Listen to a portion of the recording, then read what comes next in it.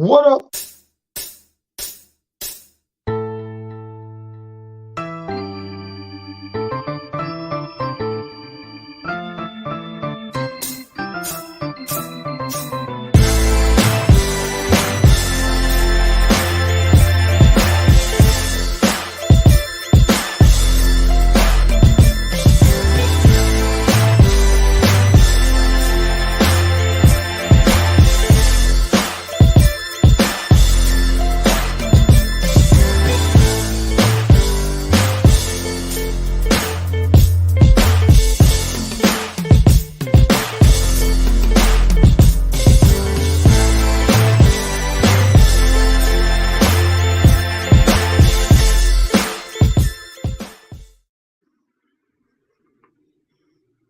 What up, people? It's your boy White from Bubble Breads, aka Slap You, aka Say It Again, y'all mean?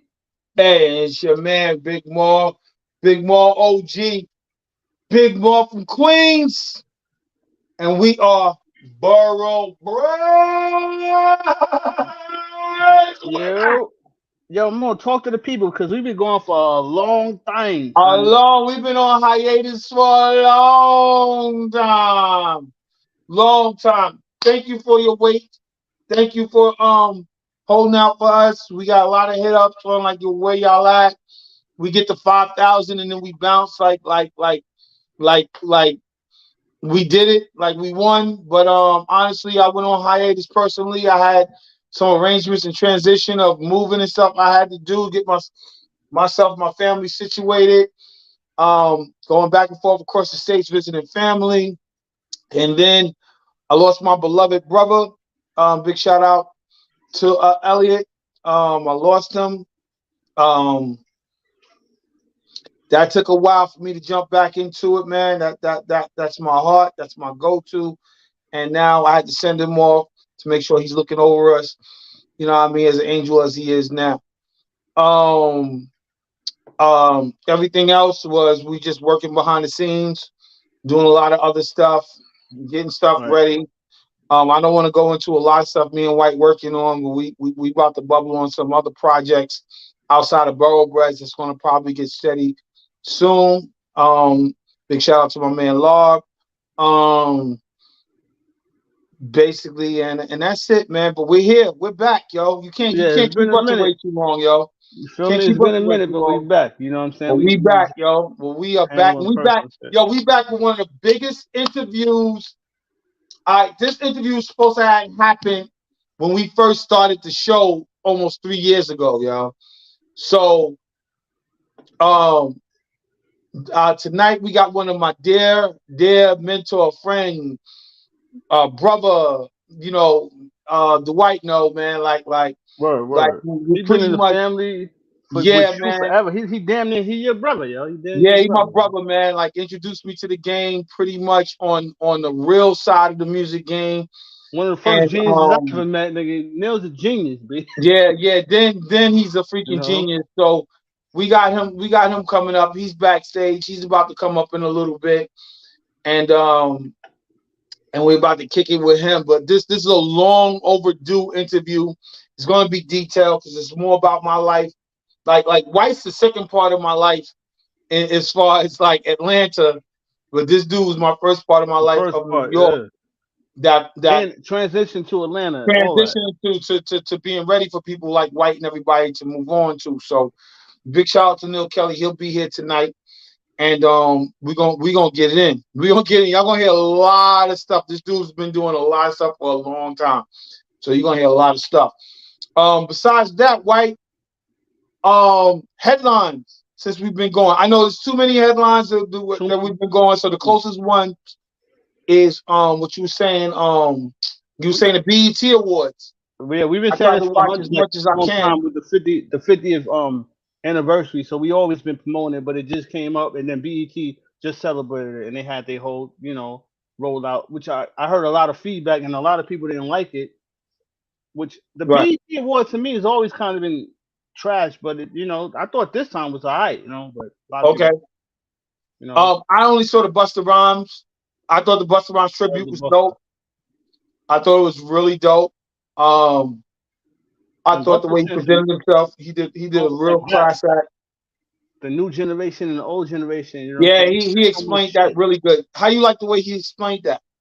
I thought it was dope, and I thought the fact it was kind of like a street perspective as well, because he was like, if you don't look good, why would a young boy kind of like say I and listen to you? So then he was like, we still look good, we winning, we making Exactly. money, pretty much. He was like, if he was washed up, pretty much ain't nobody gonna look at him. So I thought that was dope. Exactly.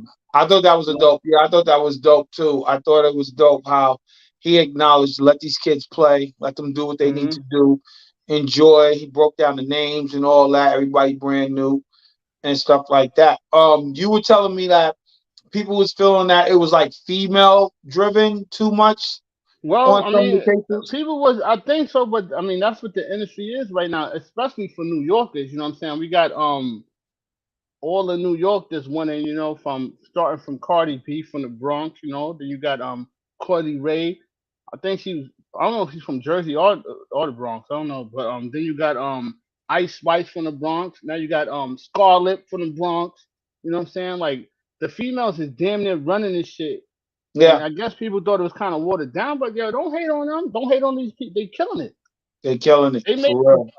You know what I'm saying? So come on, man. I Nah, love they it. killing it. I'm Love loving it. it too, and I totally agree with your theory.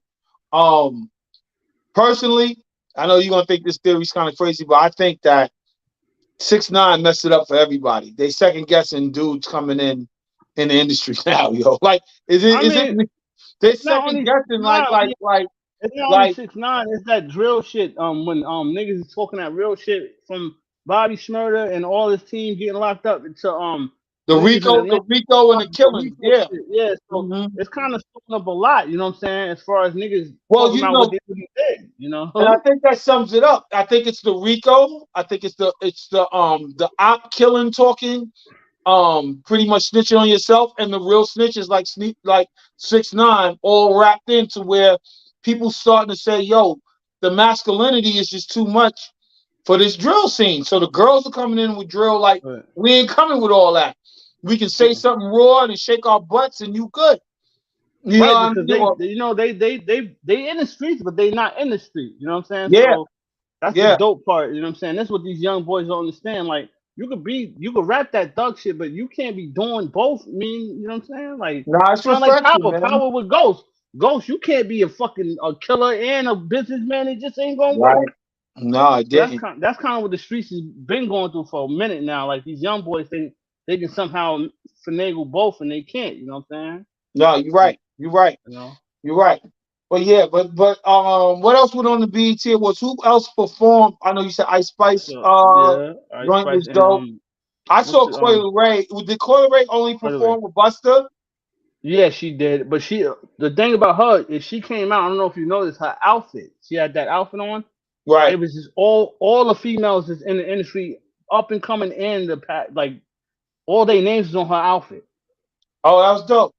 Yo, so she paid homage to the females, and I was like, damn, that's kind of dope. And a lot of people didn't pay attention to that, but they put it out there afterwards. But now I was like, That's dope. I seen it. It was like fucking Cardi B, Scarlett, Brat, um, any dope female, she had them on her shit, yo. Did anybody else like Buster perform? Any older dudes or whatever I perform? can't. Yeah, there was a lot of older heads performed. I know you said Fat Joe showed his face. Fat Joe.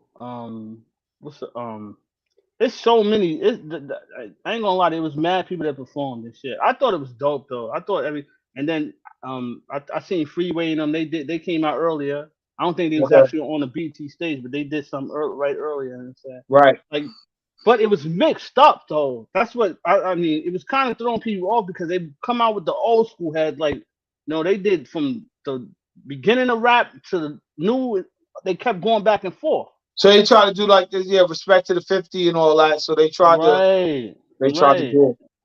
I Yeah. don't even think that people understood that. I was like, that was shit is so dope because that shit never happens where you got the young people performing with the old people.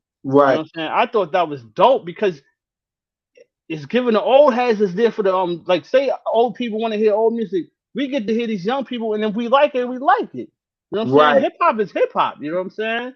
We just Right. can't keep this is what Buster. We can't keep saying nah, this shit is whack because we old. And they can't keep saying this shit is whack because you know what I'm saying. They young, you know. So it is what it is, though. I don't know why your man Moore put me on a big screen and shit. You know what I'm saying? You know, but yeah, he come back freezing up, yo. But Oh no, anyway, I didn't freeze up. I technical difficulty. I was trying to. So Neil got people in Uganda looking at it. So I oh had to send wow, the message out to Uganda dope, to dope.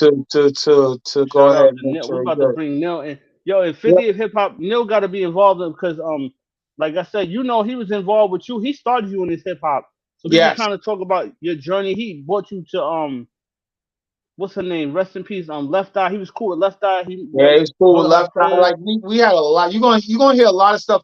Yo, you gonna hear a lot of stuff with me and Neil. Me and Neil had a long walk journey together. Like it actually, like my whole career actually started with my cousin, which is like technically my brother Devon. He actually introduced me to the park jams and stuff like that. But and really introduced hip hop to me. God bless Devon. He Right, actually, you know, between him and Elliot, they introduced me to hip hop. But Neil, we had this neighbor named Vicky Love who had a hit record on the radio on my block, and Neil was involved with her, and she right, knew that I wanted to come up in music, and she to keep me from going my brother route, well, my brother Devon and them route. She was like, "Yo, let me throw you at Neil," and Neil showed me all the studio. You gonna hear about it. Neil right, technically right. brought me into the studio part of it. Like he brought me into the music industry. Me and Devon and us, we was trying to just like make. We was going back and forth to some of the big studios, Chung King and all that and stuff like that. But we didn't really know what we was doing until I brought Neil on board. When I brought Neil on board, we moved a little bit more forward. When I was with Divine, we performed in we did the video in Mary J, the same spot where Mary J. Blige got discovered. We did the video in the same spot. In And fact, that's this was is Young Lamar Hayes. there? Was Lamar Just to there let with you y'all? know, just to let you know, this is King Hayes' father I'm talking about. I know who you told. I know exactly who Yeah, you talking about.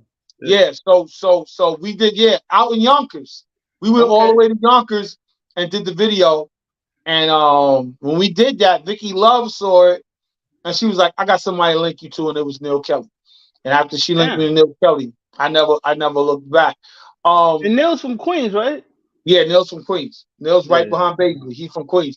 Um, to one more thing on the headlines. So I was telling you the ESPN thing.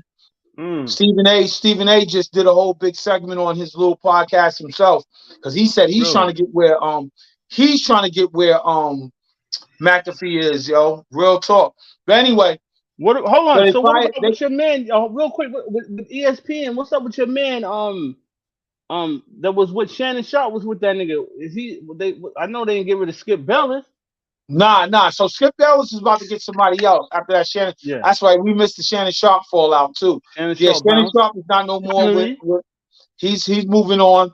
He's not gonna go to ESPN, but they're saying that FanDuel where Pat McAfee was at may be giving him a big check. But so Pat McAfee is going over to ESPN and they got rid of over 20 people at ESPN. For real, yo. They gutted it out. Crazy. Stephen A. just did a segment said it's deeper than that. They're just getting prepared for lawsuits with Florida and Disney Wow. because yeah, they're getting prepared for the whole because Disney is open to the whole progressive transgender stuff and Florida is not because they're trying to pass the don't say gay bill, so they're getting ready for that. And they think that Florida's gonna try to sue them, blah blah blah. But anyway, he said it goes deeper as that. But so far Mhm. they got rid of Jalen Rose, they got Wow. rid of Max Kellerman and his team, the Keyshawn and Crazy. what's his name in the morning. Keyshawn Johnson and Matt Yeah, they Kellerman, got rid B. of them in the morning. They got rid of one of the old heads too. You'll know him if you see him, Ebert or something like that. I forgot his name, but he was back there with he was with Stewart and them back in the day. Like they got rid of him. They got rid of Stan Van Gundy. I don't know why he got chucked from his next to Mark Jackson. They got rid of him. Well, You know what yeah, I I don't like mean? that. So I mean, it's yeah. crazy. It's Yeah, we crazy, got. yo. Yeah, we gonna touch more on that. But yeah, so we got your man Neil coming up, and hopefully your man which Lamar might come on later, Yeah, right? yeah, yeah, yeah. For real. East Hey, East Style hold set on, us hold up. on. That was supposed to be a surprise, but you just messed that up and shit. Yeah, Oh, Lamont wanted to. oh shit, my bad. But anyway, hold on. East Style Yo, set us what up, up, East Jamal. Styles? I see you. What's up? Hold on, let me see what's up here. Oh shoot.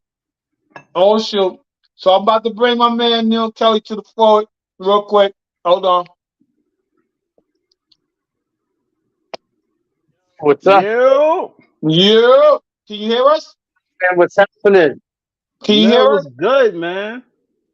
Chilling, man. Chilling. I'm here in the U.S. on my annual visit from Africa because Okay. now I'm a child of Africa. So I've been there for this last time I went. I've been there for now going on 7 years. Yeah. So Wow. yeah, as of Wow. August, I'll be going on to 7 years. So Man. um yeah, so yeah, me and Mr. Jamar here. We have a long, long, long history Long with history. Right, with right. uh with the music industry, and Yeah. um, I guess wow, where can I start? Um, you know, eh, our community, has always been um, and had huge musical influences. The drummer from Kashif used to Yeah. live on my block. Yeah. Um, Kevin Harrington, who played with Nona Hendrix and all these other Hmm. people, lived across the street from me Yeah. and was my age mate. So we used to be running around together, playing basketball and football and stuff. So, and then, historically, we had James Brown that lived in the community. We had, Talk about where you from though. You from Queens though, right? You oh, said absolutely, Jamaica, so. Queens, He South yeah. Side. He's You talking know what about I'm Queens, saying? everybody. So That's that right. Yeah, let me get that down. Queens, New York. That's right. Yeah. hmm So, so I was involved in the early stages of hip hop. You know, because at that time I was between Jamaica Queens and Far Rockaway Queens. So I was kind of in between both. And around like the mid '70s, like 75, hmm 76, we started hearing this new music coming up. Now we already seen it. Now there's this myth that hip hop started in the Bronx. I think Whoa. it was Treading on Hold thin developed. on. water. Hold on. Hold on. Hold on. Whites in the Bronx. Treading So on explain you this treading on thin water, slowly. Neil. Now check it out. Check it out. To get anything away from the Bronx. The Hmm. Bronx had a very, very big major input into it. Hmm. But I think it was a phenomenon that was happening all across New York City at the same time. We Right, right, had big DJs playing, they used to come out, you know the whole scene. right, right, They used to right. get the electricity illegally from the lamp post, and they used to play music in the football fields, in the parks. And this was before officially hip hop was established. What was it You know, before? Hurt was doing it with parties. You know what I'm saying? So I don't know. Like, I think everybody was doing it with parties. Even in hmm Queens, you had Cypher Sounds. You had hmm all these other very big major DJs that was doing it. And the transition was that people would drop in rhymes. Now, here's the key hmm thing that we have to understand. If you want to go historically, if you look at the Jubilees, they were in the 1950s and they were dropping rhymes, right, right? right. So we got to say, well, so when did it officially start? If we're talking about with DJs, right? And we're talking about with DJs. Um, yes, there was DJs. They were playing music, and then we would have some people that would be given an opportunity to drop some lyrics. You remember, because it was Right, right. it was all about the DJs at the time, and I think that transition from DJs to lyricists, from when the focus was on the DJ to the focus was on the lyricist, was when the Sugar Hill Gang dropped that first Right. commercial song. Because at that point, then that's when now it was no longer you had to go to a party to hear hip hop. You could actually have your party in your house. Yeah. You understand? And the focus started. That was the beginning of the focus. The focus onto the lyricists. So at that time, a friend of mine named Grandsire Shockdale. Shockdale was on the track for Wild Style. Um, I was working with him and actually was trying to get permission to use "Got to Be Real" for a track. And at that time, I don't know what 15, 16. I didn't had no clue what I was doing, but I was writing people. I was getting my feet wet. Um, from Grand Size Shockdale, there was a bunch of other artists, Grand Tower, and a bunch of other people as I began to gain more and more experience. Now, interesting enough, when I started to really, really connect with major artists, um, was I think, and you know this gentleman, Mr. Barry Yearwood. Oh God. Oh God. From the Go ahead. Barry, Keep going, yo. Barry Yearwood introduced me to Jeff Smith, and Jeff Smith um done a lot of people's artists. If you listen to um Billy Ocean's song Caribbean Queen, Yeah. he's the one who's playing the sax on Caribbean Queen, and he's done stuff with a bunch of different major artists. And I mean, it's just too much to even Right, say, right. but it was a lot. So I started to get involved with that. Even the my boy who did the song Poison on BBD, that was my Mhm. boy. We used to be in Fighter the and all basement, them, right? right? We used to be in the basement working on shit in Long Island. Um, and I was very heavily engaged in it. And then of course because Vicky Love, and From God my bless block. Kevin Osborne, That's right? why I was telling you, Um, White, from my block. Yeah. right. Got Kevin Osborne, Steve Keel, um, uh, the whole Jamaica Cats crew, I right? see you, Jess. Um, Sorry. yeah. So they what's the name? Those guys were influential in help honing my production skills. And especially Kevin Osborne, I spent a lot of time with those guys. Bernard Wright, all of those guys. Um, Now, back up to Kevin, and let him know what was his big influence on his big song. well, Kevin did a Kevin, lot of Kevin is the voice. He is the voice for Funkin' for Jamaica, yo. yes, that's right. For Jamaica, because the city's big, man. Okay. Looking for Jamaica, right? Um, Kevin Osborne wrote the song that got uh, Tom Brown his deal. He wrote Mm. that song in 30 minutes, and that's what got the deal for Tom Brown. Now, Kevin Osborne, if you listen, you're gonna hear, "Yo, Oz, what's up, Oz? Yeah, Yeah, yeah," you you know what hear I'm it. saying? Yeah, and you have Mike Flight and all those guys in there.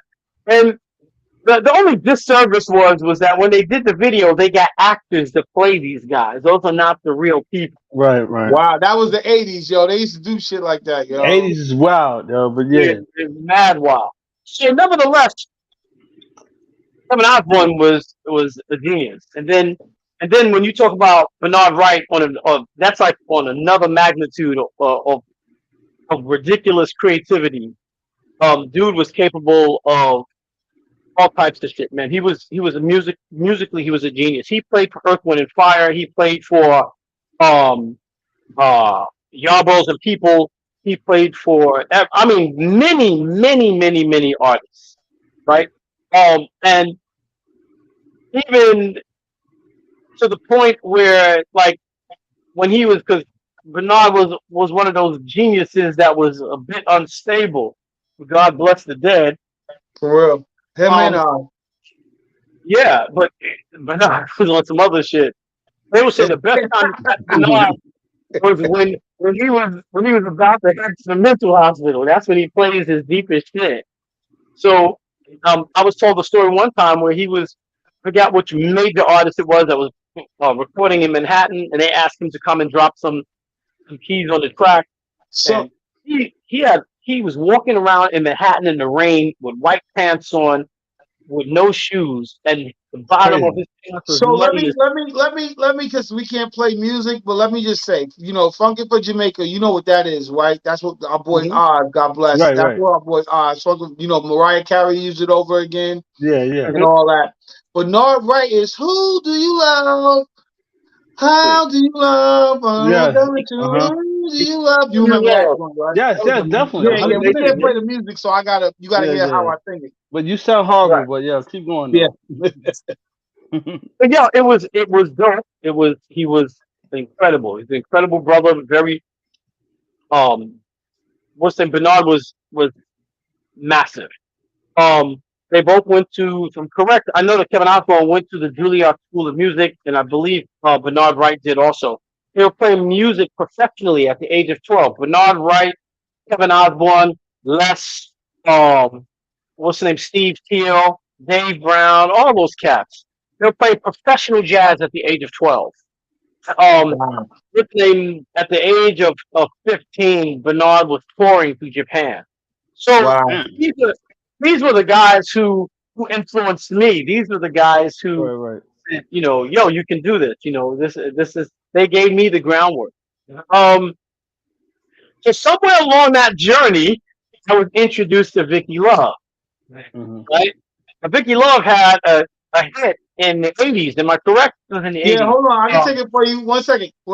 I wanna take you on a love oh, ride.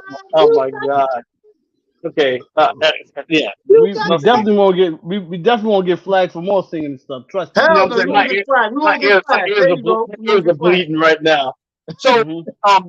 Take a Chance was one of Vicky Love's hits.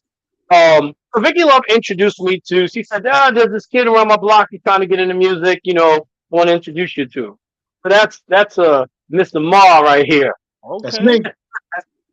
So You've been dealing with them this from long, there, Neil. I don't know how you did it, yo. Because more's all over I the mean, place here, yo. we all crazy. Don't get us two together because we that's a whole No, nother I story. know. That's I a was there, whole more. nother. Neil, I was there. I seen, you know. First of all, number one, But before I go even further, I want to give a big, massive shout out to my boy Agri in Uganda, my boy JDM, uh, my boy Riggs, JDM. Doc Cartel, who's trending in Uganda, Liam Voice, who have millions of views. These are artists that I'm dealing with. Um, and of course, Raven Media, which is us, which is our company.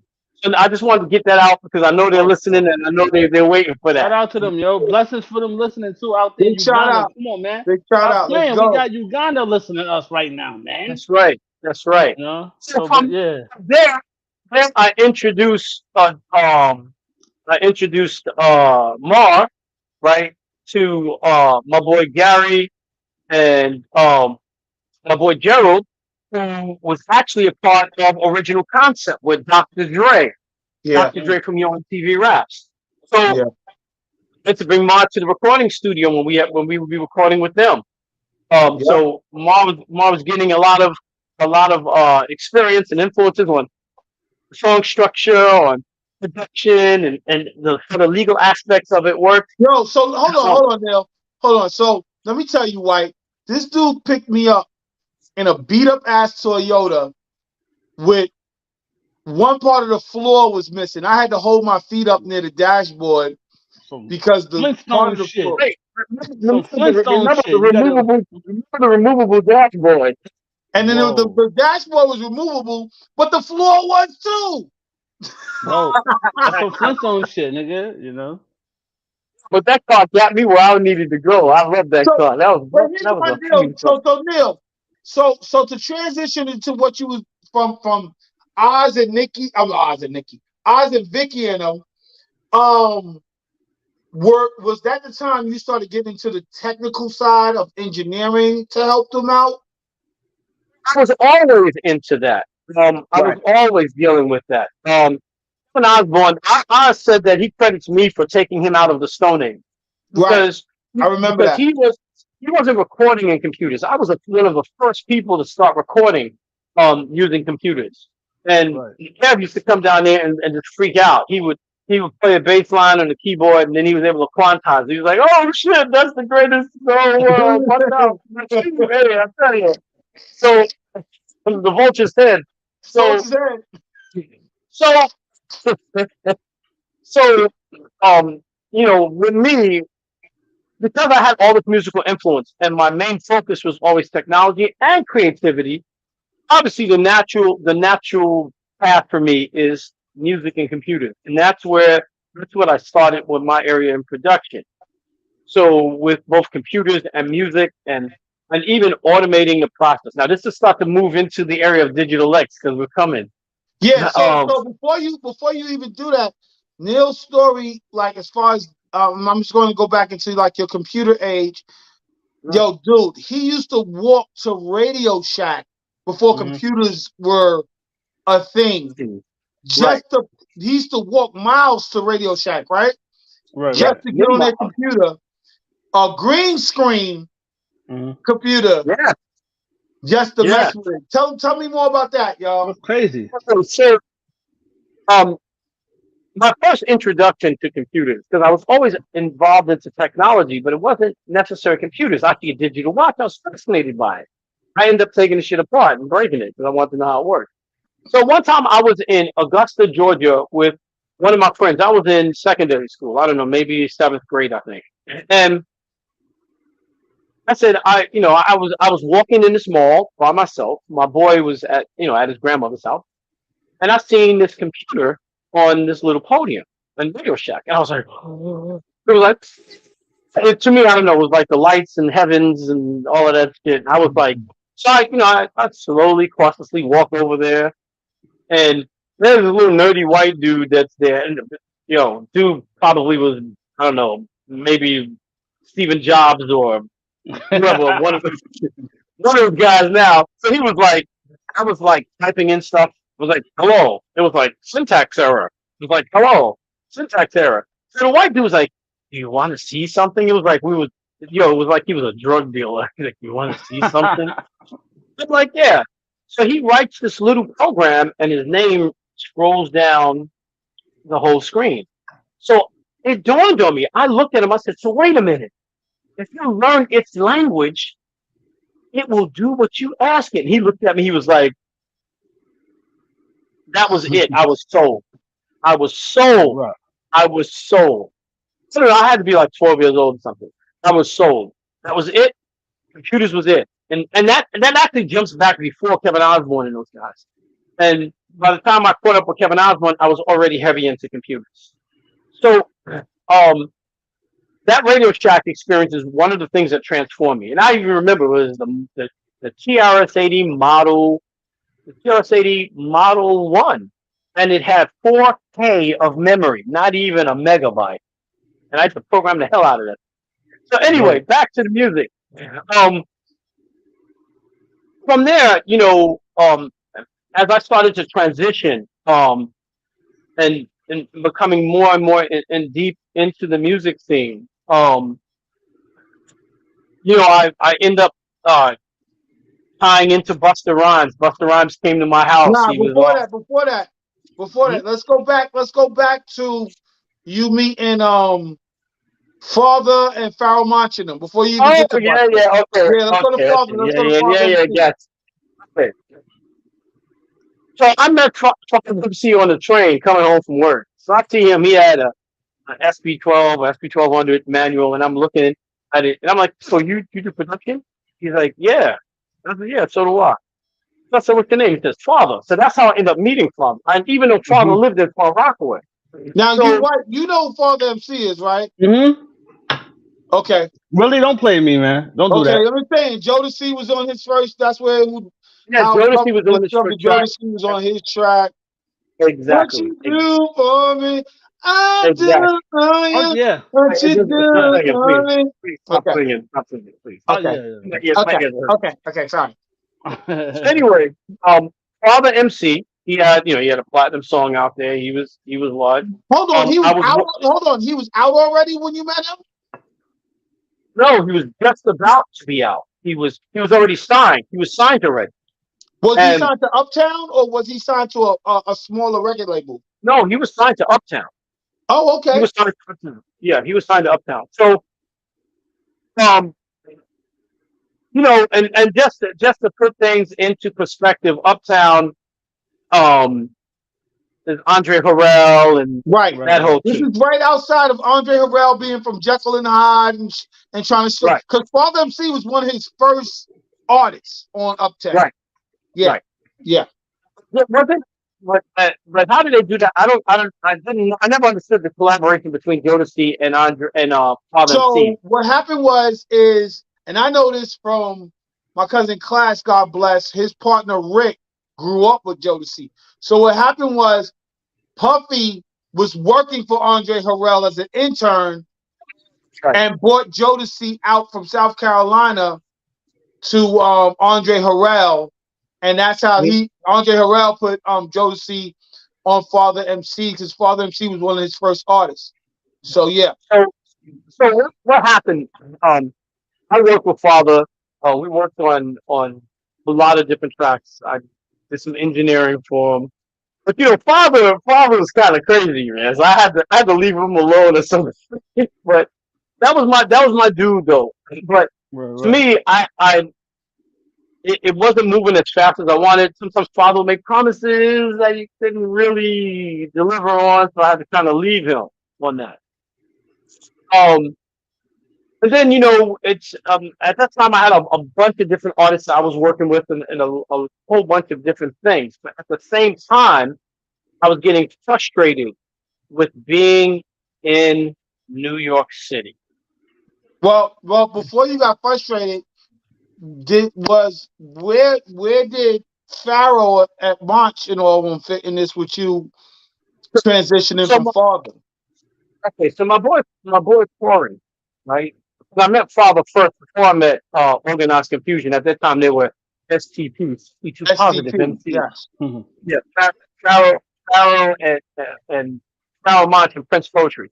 So, um, uh, my boy Corey, actually, there was the record company, and I think it was Uptown, wanted to sign. Diamond Ice said salute, Big Neil. What Say up, again? Diamond Diamond Ice? Night Diamond Ice. Oh, oh, no doubt. What's up? What's up? and Big and Black Mac. That's part of our Dat Feeling family. Big Black Black Mac. Mac. What's Jess going on? He always said to showing tell you love. what's up Yo, too, what up, Neil. Jess? Shout out to What's Ife up, on the new Jennifer? ladies. Jess is always doing it. And Jess is our partner, yo. Jess is one of our biggest partners to the Boroughbreds game. But to get back to what you were saying, so you're saying so hold So, on. So we're saying on so wait, Boroughbred so wait. that Uptown wanted to sign Farrell with him? Yes. Wow, I didn't know that. It's correct because uh, Prince Poetry and those guys told me that it was between Father and them, and they chose Father. And I think that's when he Wow. was on Uptown. So they chose Father. So that's why the Poetry, they were all feeling all bad. And we had just started a small record label called Solid Sound Records. And Rory, one of the brothers that live on my block, he went to art and design high school, and he knew Paramount and Prince Poetry, and brought them to the house. So Mm. after hearing them and we having a talk, we signed them to a contract. But I made a promise to them that if nothing works out, because we had no distribution or anything, we're coming from the ground level. If nothing works out, I release them and let them go on to whatever they need to do. Because I don't believe in holding up an artist. You understand? So, That was um, early stages, Neil. If you would have been in the game, you'd been a cutthroat brother. But yeah, keep going though. oh yeah, that was the early stages. So I signed him, and we released two songs. One was called Alliteration, and the other one was called Memories of Love. And Memories of Love was kind of a feel like the LL Cool J Yeah, that it was dope. I cartoon. remember that, Yeah, yo. That's when I met yeah. you. Yeah, that was dope. We did Memories of Love, and um again, it got to the point where we started reaching roadblocks with them. We couldn't do anything with them. We didn't have any money. We didn't have anything. So they came to me one night, and said, "Yo, we want to be released so that we have this possible deal." I said, "Sure, I promised you guys that from the beginning, and it doesn't make sense me holding you up. So I released them. That's why we remain friends today. You understand?" Right. So, um, me and Kevin Osborne was very much involved in the development of Farrell Monch and Prince Poetry in the early stages. Um, Not taking anything from them, they're very talented artists, but we help in that development process. And And they know that, they understand that as well, because they always mention us and said, "Yo, Neil was with us in the very beginnings of Organized Confusion." So just to let you know, White, what you saw me bring to Atlanta with like with you and your group, like with what I brought to the With studio, that was Cypher magazines though. no, That's what. even with the group, I the breathing techniques and all that. I Oh, get you that going from from there? Neil. And Okay, Neil, and a lot of people don't understand because Pharoah Monch is known as one of the best MCs, like backpack man. You or talking underground MCs. real quick, Mo? We don't hold your thought. We talking 50 of hip hop, so we got Neil Kelly right now and breaking down some shit. Pharrell Monch and him in the studio with all these people. That this is why hip hop is what it is right now. All And right, and keep so going, Neil Mo. was teaching them like breathing. Remember, I was in the studio. Big shout out to Mhm. Chapo and I Top. You remember when I was in the studio with Chapo and said, "Yo, you need to get your breathing technique together and all." That's from Definitely. Neil, and that's what Neil was telling me he had to do with Pharoah Monch and them. And when Yeah, Pharoah Monch and them came out, it was like, "Yo, who are these kids?" But get back to you, Neil, on where you set place Pharaoh on them, yo. yeah. So we did a lot with them, man. We taught them basic, and I would say taught them. I think they already knew, but we Right. gave them some context about um some song structure. Uh, we gave them context about breathing techniques. We and we also gave them that thing about being the best at what you do. They already knew it, but I Yeah, think we drove it home. We drove that point home because there's many times we have them in agreed. the studio telling them, do it over, do it over, do it over until we get it right. Wow. And and the whole idea is not to accept anything that was less. To Yeah. always present yourself um as the best, and always always be the best. So I think they already knew that because they were talented artists, but that development process that we went through with them kind of helped them uh it gave them some. I want to say, I don't want to say we're responsible for their success because that's really overstepping it. But I just think that because that's like taking away their glory. But I But think it's that not the same. But I would like to say we contributed a something lot. to that. Not to cut you off because it's like what Moore was doing for me and Tiny, even though we never made it because Moore he dropped out a long after a while. But yo, it's kind of like grooming them and like it's you got to season them. They got the talent, but they missing a lot of other stuff. And that's what you did. You brought so much other stuff and put that seasoning on them, and that was it. That's what they need. That's what a Yeah, lot of people need. that's like me. I tell you, like I won't sit there and I would never sit there and say what I contribute to Bob before he did it. But Oh I was yeah, in the studio, and telling him, "Yo, pay attention more to your guitar than you pay right, right, attention to mixtapes." And White was there right. when I told him The that. extra shit. The extra You know what I shit. mean? You It's know the that. little shit. Yeah, nah, it You ain't know what I little, nigga. mean? It's the shit that when he did it, now he became super famous. You know what I'm Yeah, saying? So yeah, it ain't yeah. I little, But nigga. mean, That's but what I'm and saying. I'm that's not what don't downplay what Neil saying. What you saying? No, nah, you can't no. downplay You like pretty what much Neil help did for people, Pharaoh. yo. No, you Yeah, can't. nah. so then from there, you know, I was ready to make the transition to Atlanta because following them, they Well, moved before on. hold on, I don't mean to keep Let's see, stopping you on your wait. I'm jumping ahead. So let me yes. tell you what we did. What at that point then, right? I went to Florida, There we right? go. I went to Florida, and I hooked up with my boy Diggy, Ernest E Styles, Ernest, big and Ernest, salute my nigga and Ernest, also yo. to TNT, the Nasty Tone. Big You know what I'm Tom in saying? the building. We developed a little crew down there, and also Tracy Williams, right? Big Trey in the building. Trey Williams, So I got you. Tra- Tracy Williams was on one of Nas's songs, one of the Grammy songs that Hip Hop is Dead. He sung on it. Yeah. You know what I'm saying? So on that album.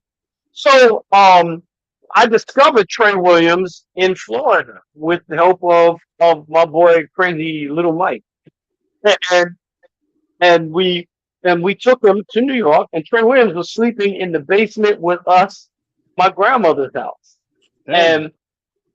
and we what's the name? And I took Trey Williams to Luther Vandross's producer and Freddie Yeah. Word. Jackson's producer. Southside's in Um, the building. I see you, East Styles. South yeah, Side. That's what we so talking about right now. and TNT, the Nasty Tone, Yeah. talented artists. You know what I'm Yeah. saying? So what We did you do? What when you got to Florida? I gotta hear it in time because I'm gonna stop you in a second because I got a story I gotta tell of what happened to me in New York, a whole EPMD story while you was in Mhm. Florida trying to conduct it with me. But what happened in And that Florida? real quick, more that beat is still being sampled, but yeah, Hold keep on, going. I'm gonna get to that in a second. I want Neil to be more detailed of when he traveled through Florida, finding somebody like Trey Williams. You know what I mean? What did y'all do? Showcases? Because me and you were Yeah, we in did. deep contact back then.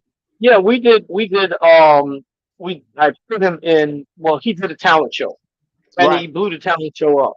And right, but wait, before we get all into that, I need to right. get into TNT Nasty Tone because that was Yeah, nasty tone, he definitely. he led to Trey Williams. Okay. So E Styles, Ernest. I met Ernest first, and then um and Ernest was his cousin Wendell brought Ernest over to my house. I was living in Port Orange, and we talked for a while. Then they drove off, and Wendell knocked down my damn mailbox. One of those stand-up poles. Right. One of them, got my damn mailbox. But he was coming by a lot. So Right. um, E Styles was telling Tone, "Yo, I noticed producing from New York." So at that time there was a lot of people that said they did production. Yeah, a lot of people said they did production, but they never did. They were just Right. they wanted to be. So we finally booked the second, and we had this one brother. He was supposed to be writing the music, and I went the day before to listen to the music, and it was horrible. So now I says, okay, so now I have to go to sample. So I went to we went with Ernest to his boy's house. I forget the guy's name. It was a real cool white dude, and he had the same keyboard that was in the studio that we used. Right. So I prepared the sample. I didn't have them truncated first, and it was the young E Styles. You know the name of it if you listen to it. Hmm. I forgot the name of it, but it was a dope loop. So no, actually I forgot the name of that. I think it was anyway. We brought the samples to the studio, and um and there was Wong Cook. She was there. She had interest in managing Cone, but I wouldn't let her. And she started. I started putting together the music, and they're just there sitting back and they're just listening. And you know how when you're sampling, when you're truncating, and then you're layering, and Right. and then everything begins to fall into place, and they lock, Right. and then you're hearing all of the music, and then you when they started hearing everything come together, that's when people started getting excited. Tom was like, "Thank you, man. Thank you, man." Then I Right. said, "Thank you, man." A Right. thousand times. And these sounds was funny. Yeah, that was that crazy ass song. Such a So brother. Such a brother yeah, that's back Vern. there. Yeah, that's him. Vern. What up, Yeah, Vern? I can't hear you, man, because I have Oh, headphones. true. Yeah, yeah. I'm sorry. I'm screaming in your ear. That's all I'm doing. Yeah, yeah. Oh yeah, it Hold on. was Stone. The name of the song was Stone Roses, Fool's So who is Gold so this is Sample. Ernest? Is this Ernest up here? Is East Styles? Yes, that's Ernest. Hey, Ernest. Hey. Hi, Ernest. So anyway, so we did this, and we were ahead of the game. Right. So we were doing our thing. Yeah, but I didn't think she wanted it, so I ate it. Yeah, but yeah, this shit crazy right now. We got Neal Kelley in the building, y'all. Yo, we Dropping got jewels. Neal 50th Kelley in the hip building. hop. If anybody know, yo, Neil, we had Ralph McDaniels on not too long ago, and that shit was dope as hell. So, but So you, so what it is? So we did um, we were in the studio, and what I realized quickly is that I'm on the phone. I'm talking somewhere, Nana. Love it. I'm on the phone. I'm talking. Nana. Neal Kelley, y'all. Yo. Yes, Hey. yes, that's my girl right there. No, that's yo. Big shout outs to Nana. How old is yo? Tell them how old Nana is, yo. He's 100. What? Wow. She's 100 years old, Blessings. yo. Blessings, B. Super That's blessings, crazy. yo. She's still coming out. Like if you don't get Still your ass coming out out, the B. basement, Dope as fuck, yo. That's amazing. that's Nana. I'm Oh chicken my bones. god, man, that almost made me cry, bro. Yo, that's so dope. That is Nana, yo.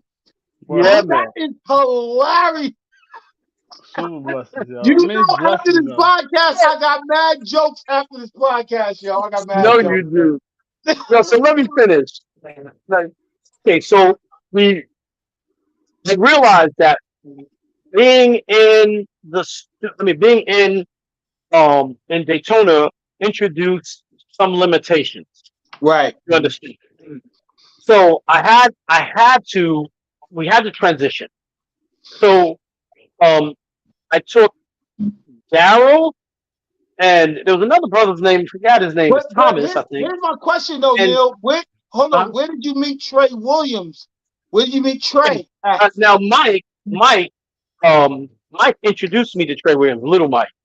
You know, so he introduced me to Trey. And Trey, at the first time I met him, he was drunk and he couldn't sing.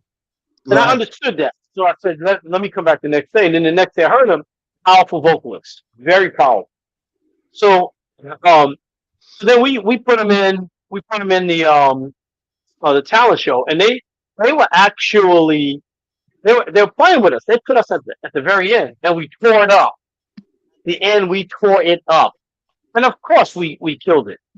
So Okay. the very next step was, that's like proving it's like a concept. It's the Right. next step is to take him to New York. So I called uh Mr. Walker, right?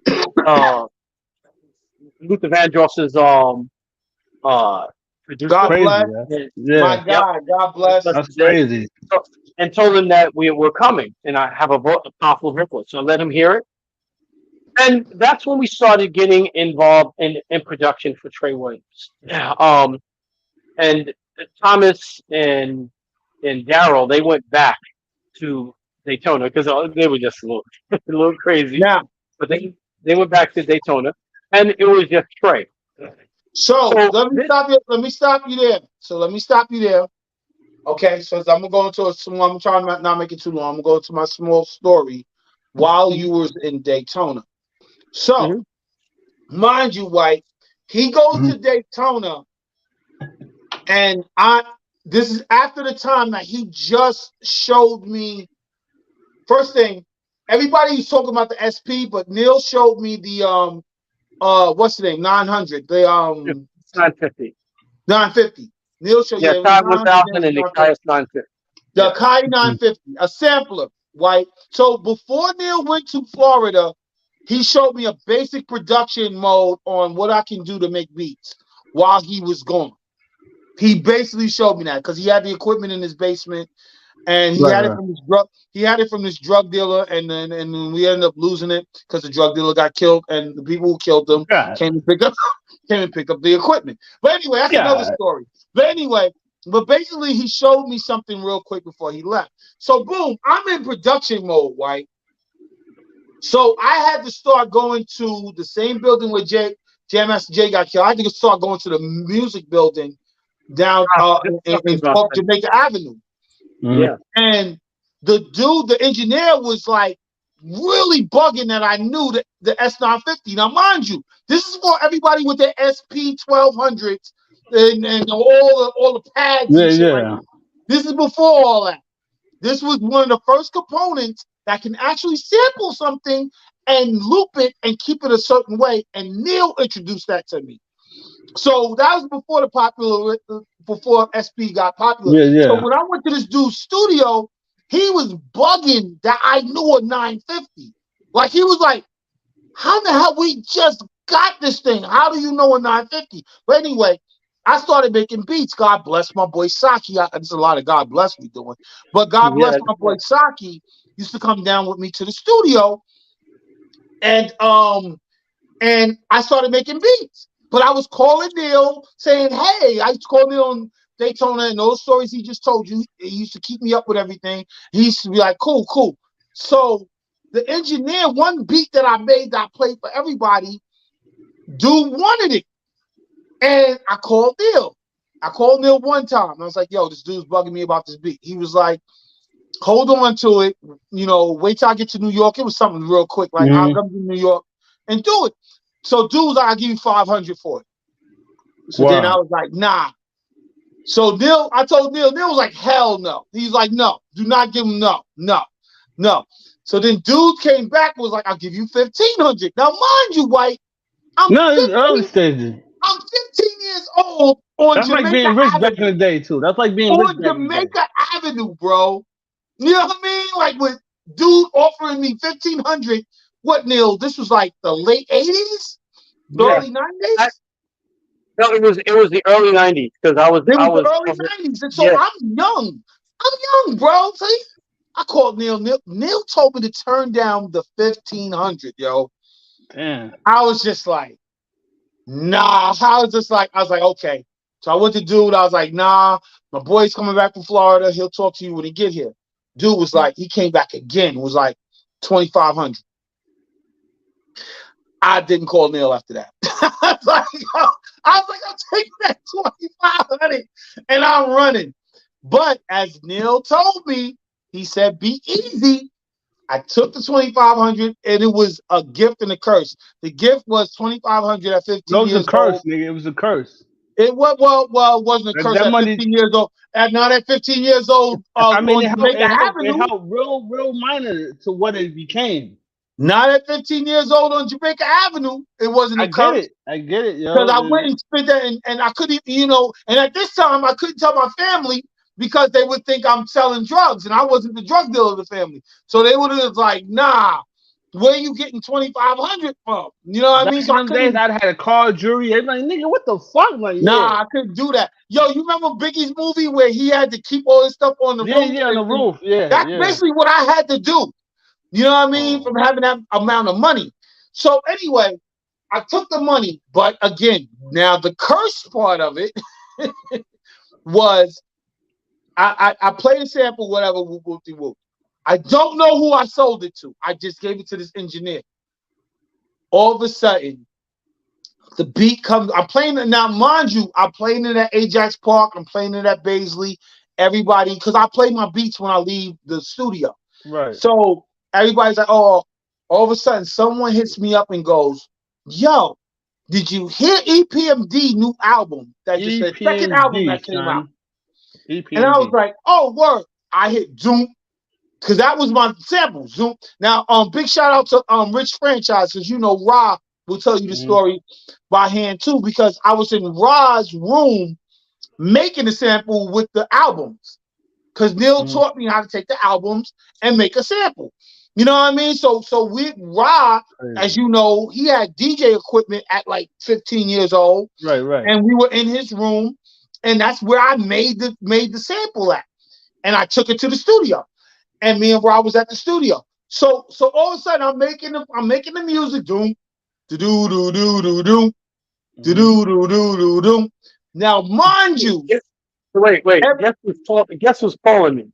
who I can't see. Ah, man, I can't see it, Neal. Mike Jackson. Oh, he's Oh, trying to get a link. He just hit me up too. send He him the just hit link, me up B. too. Mike The Jackson was link. trying to get on. He's trying to get a link. Send him the Send him the link. link. Oh Yeah, no, hold you on. I'm bugging. about to send him. I'm about to send him the link. This Hold on story one crazy second. though, man. That beat right there, like, Come on. Hold on. I'm about to send him the link. Yo, don't go anywhere. I'm about to send him the link. He just hit me up. here you go, man. Hold on. Right. Don't go anywhere. Hold on. Well, what's the name? Jamal sending you the link now. All right, you Prime, finish what's the Brother, way. look good, Yeah. on his yo? messenger. Like, Prime, you see All what right. we doing, yo? All right, so real quick, I'm gonna try to wrap the story up real quick. So basically, the doom. So somebody calls me and goes, "Yo, did you hear EPMD new album, their second album?" And I was like, "Oh shoot, that's my that's the beat." But how I knew it was my beat because, like Neil showed me, we took little pieces of samples, and you can hear what's your beat. You know what I mean? You can hear like Right, I right. put that horn What there. did they add? What did they add to it though? They didn't add anything to it. Whoa. They took the whole beat.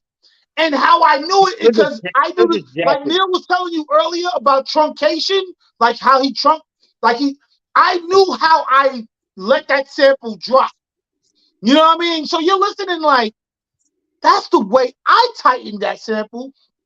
And I put that horn right there. That horn comes from another album. That horn came from Neil's house. It came from Grant Green, from his grandmother who you just seen. It came from Grant Green's album. That's how I knew it was my beat. Because if they just use, you can go up to Jamaica Avenue and buy Hold on, break Mo. beats. You're talking mad fast, but you still haven't told people what the song is. Hold on, I didn't get there yet. Okay. You could tell, I like you still could got go a to little bit Jamaica more about the Avenue. journey. You could go to Jamaica Avenue and grab break beats and make a beat. Don't get that Mm. twisted. Anybody can do it. But when you start hearing little things like a sample or a snare that you use from another record that like Neil showed me, I was like, so I knew the detail of the beat. Well, anyway, so it's playing and I'm happy. Now, mind you, I'm happy. I'm 15 years old. I still didn't spin up the whole 2,500, so I'm happy. I'm like, cool. I thought I was gonna blow up for some reason. And I'm just listening. I'm like, so I'm like, oh, then I'm listening to the album because back in the days, the album comes out before the video. You know what I mean? So I'm listening and I'm like, oh shit, slow down, baby. Don't slow down, baby. It's Rampage. So I'm Right, right. listening and I'm like, oh shit, that's my beat. The killer wasn't, then LL was on the beat. Now, You feel what mind I'm you, little saying? kids, Come on, man. for LL to be on the beat and that time was like Drake That was one of the dropping on biggest your shits. beat. Like that was one of the biggest songs back then, son. Yeah, You yo, playing? but no, but white. I mean, don't get it twisted. EPMD was big. EPMD was huge, and to No, hear but my that beat with song was huge. EPMD, That song was huge at the I was time. good. But to have LL appear on it was a Oh, whole nother situation, bro. That was a whole yo, nother situation. I don't want to cut your sword, but I still got a little bit more to explain. I know. I'm gonna get out the story real quick. I'm gonna get out because this story, honestly, Mike is a little late. Mike MJ's in the building. MJ's a little late, but MJ, yo, Mike, you missing it. But I'm telling the whole EPMD story right now. Oh man, you made Yeah, a I'm tutorial telling. out of So, this. yo, so when I grabbed the beat and I knew it was EPMD, I was good. But when I heard LL on it, You lost your I was mind. like, oh my God. I was like, oh, I'm winning now. Mind you, the engineer, he's gone. He left. When I went back to the music building, he was gone. That was it. He was gone. No more engineer. Never saw him. Name was Calvin. Never saw him for the rest of the day of my life. So when the song came, but then by then nobody was reading Billboard. This is about the time where nobody's reading Billboard. I used to have to go to the library to read Billboard. You know what I mean? I used to have to go to the library to read Billboard. Went to the Billboard, the song went gold. When the No, song went gold, and then, mind you, Neil was like kazoo over my head around the time. Like I told you, wait till I get back from Florida to handle this beat. but yo, let me continue, man. You like All all right. this All right, but at the end, music. okay, but all right, I'm about to wrap it up real quick. At the end of the day, it went from EPMD being gold to just want to kill a man, freaking Cypress Hills going Right. triple platinum at the Feel same me? time. All right, You feel? there you Yo, go, dude, Neil. you understand? Go ahead, now. Go ahead. Thank you, But thank you. back from New York, Florida to New York, yo. we came back to New York, right? And what's the name? Um, Trey Williams gets signed. He signed to, you know, I forget dude's name. You know, anything is you know what I'm talking about. The guy who started managing Trey. Oh, No what was his problem, name? lady. What was his name? It was what's the name's cousin? Big shout out to Rod, yo, his uncle. Yes. Oh, His uncle. money, No no object. problem. Money, no Exactly. object, dude, from Harlem. Yeah, I know Right. you talking about. Big Anyway, shout out to my man, Big Rock, yo. right.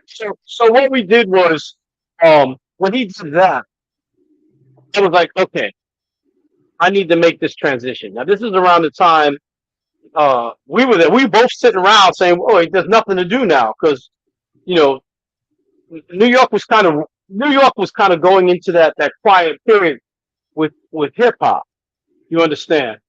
Um, so I said, "Yo, I'm going to Atlanta." And I remember Ma was like, "Yo, can I come?" I'm like, "Yeah, I Word. don't care." And that's when we transitioned. Um, see, Mark went a week before I did, Yeah. and then I followed the week after. Well, And Dwight knows because Janae is his cousin. So Janae was already out here. So I was already able to But y'all shoot moved out to here, the and hood. my Y'all man moved to the Carlos hood, the shot me hood, the out here. hood in Atlanta, yo. Don't Yeah, bypass the hood. hey, but that's yeah. the funny thing. Yo, we thought the hood was dope. When we got there, we were like, wow. Yo, we was in heaven, bro. We We was in was like, this heaven. is so New York nice. should have built. They came to the hood in Atlanta, the slums. I'm talking about. What was it? Name the hood in Atlanta y'all came to, so people can understand. So when Oh, I right. moved out, so Neil, but What you was the came out here county? first with Ramel, didn't you? Yeah, you was a week early. You was with you was with the crazies over there at With College Park. Kiwi, with big shout out College to Yeah, Kiwi Park. with and Kiwi, Sadat. exactly. I was in Exactly. College Park, right off of Washington Road, right around the corner from Club Candlewood. They all were And hanging in Club I was Candlewood. in what the hell was the name of that damn apartment that we moved into? Right over where Young Thug is from, right over off of Cleveland Right. Avenue and Cleveland Avenue. yep. Cleveland Exactly. fucking Avenue. These niggas moved to the hood. The worst part in Atlanta, and they It be in there wasn't the loving it. hood to us though. New York, B. I love New York. They moved out there and it was like, this is great. But this was Yeah. beautiful, yo, white. So we moved. So I moved to College Park, and I'm like, these dudes got a townhouse with a What? bathroom in the bedroom for $525 a month. I'm like, oh, you guys are selling some type of drugs that I don't know Right? about.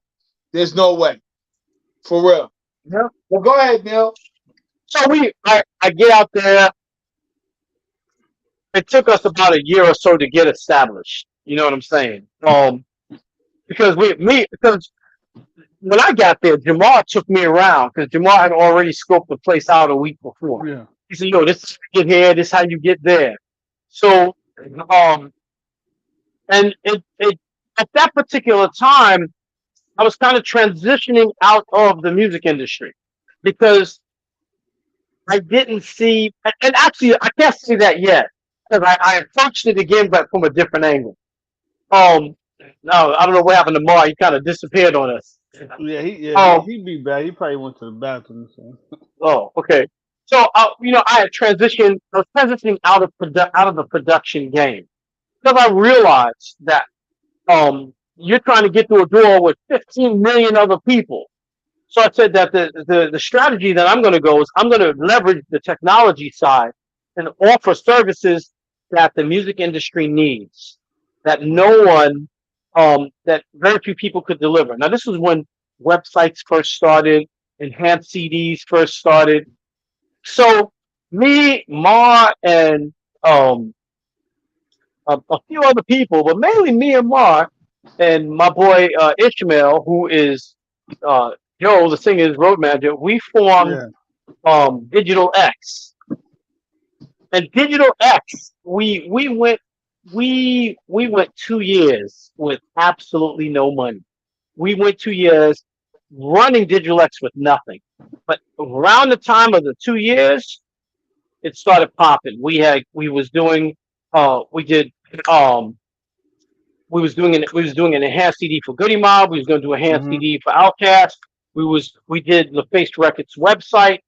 Um, we did um,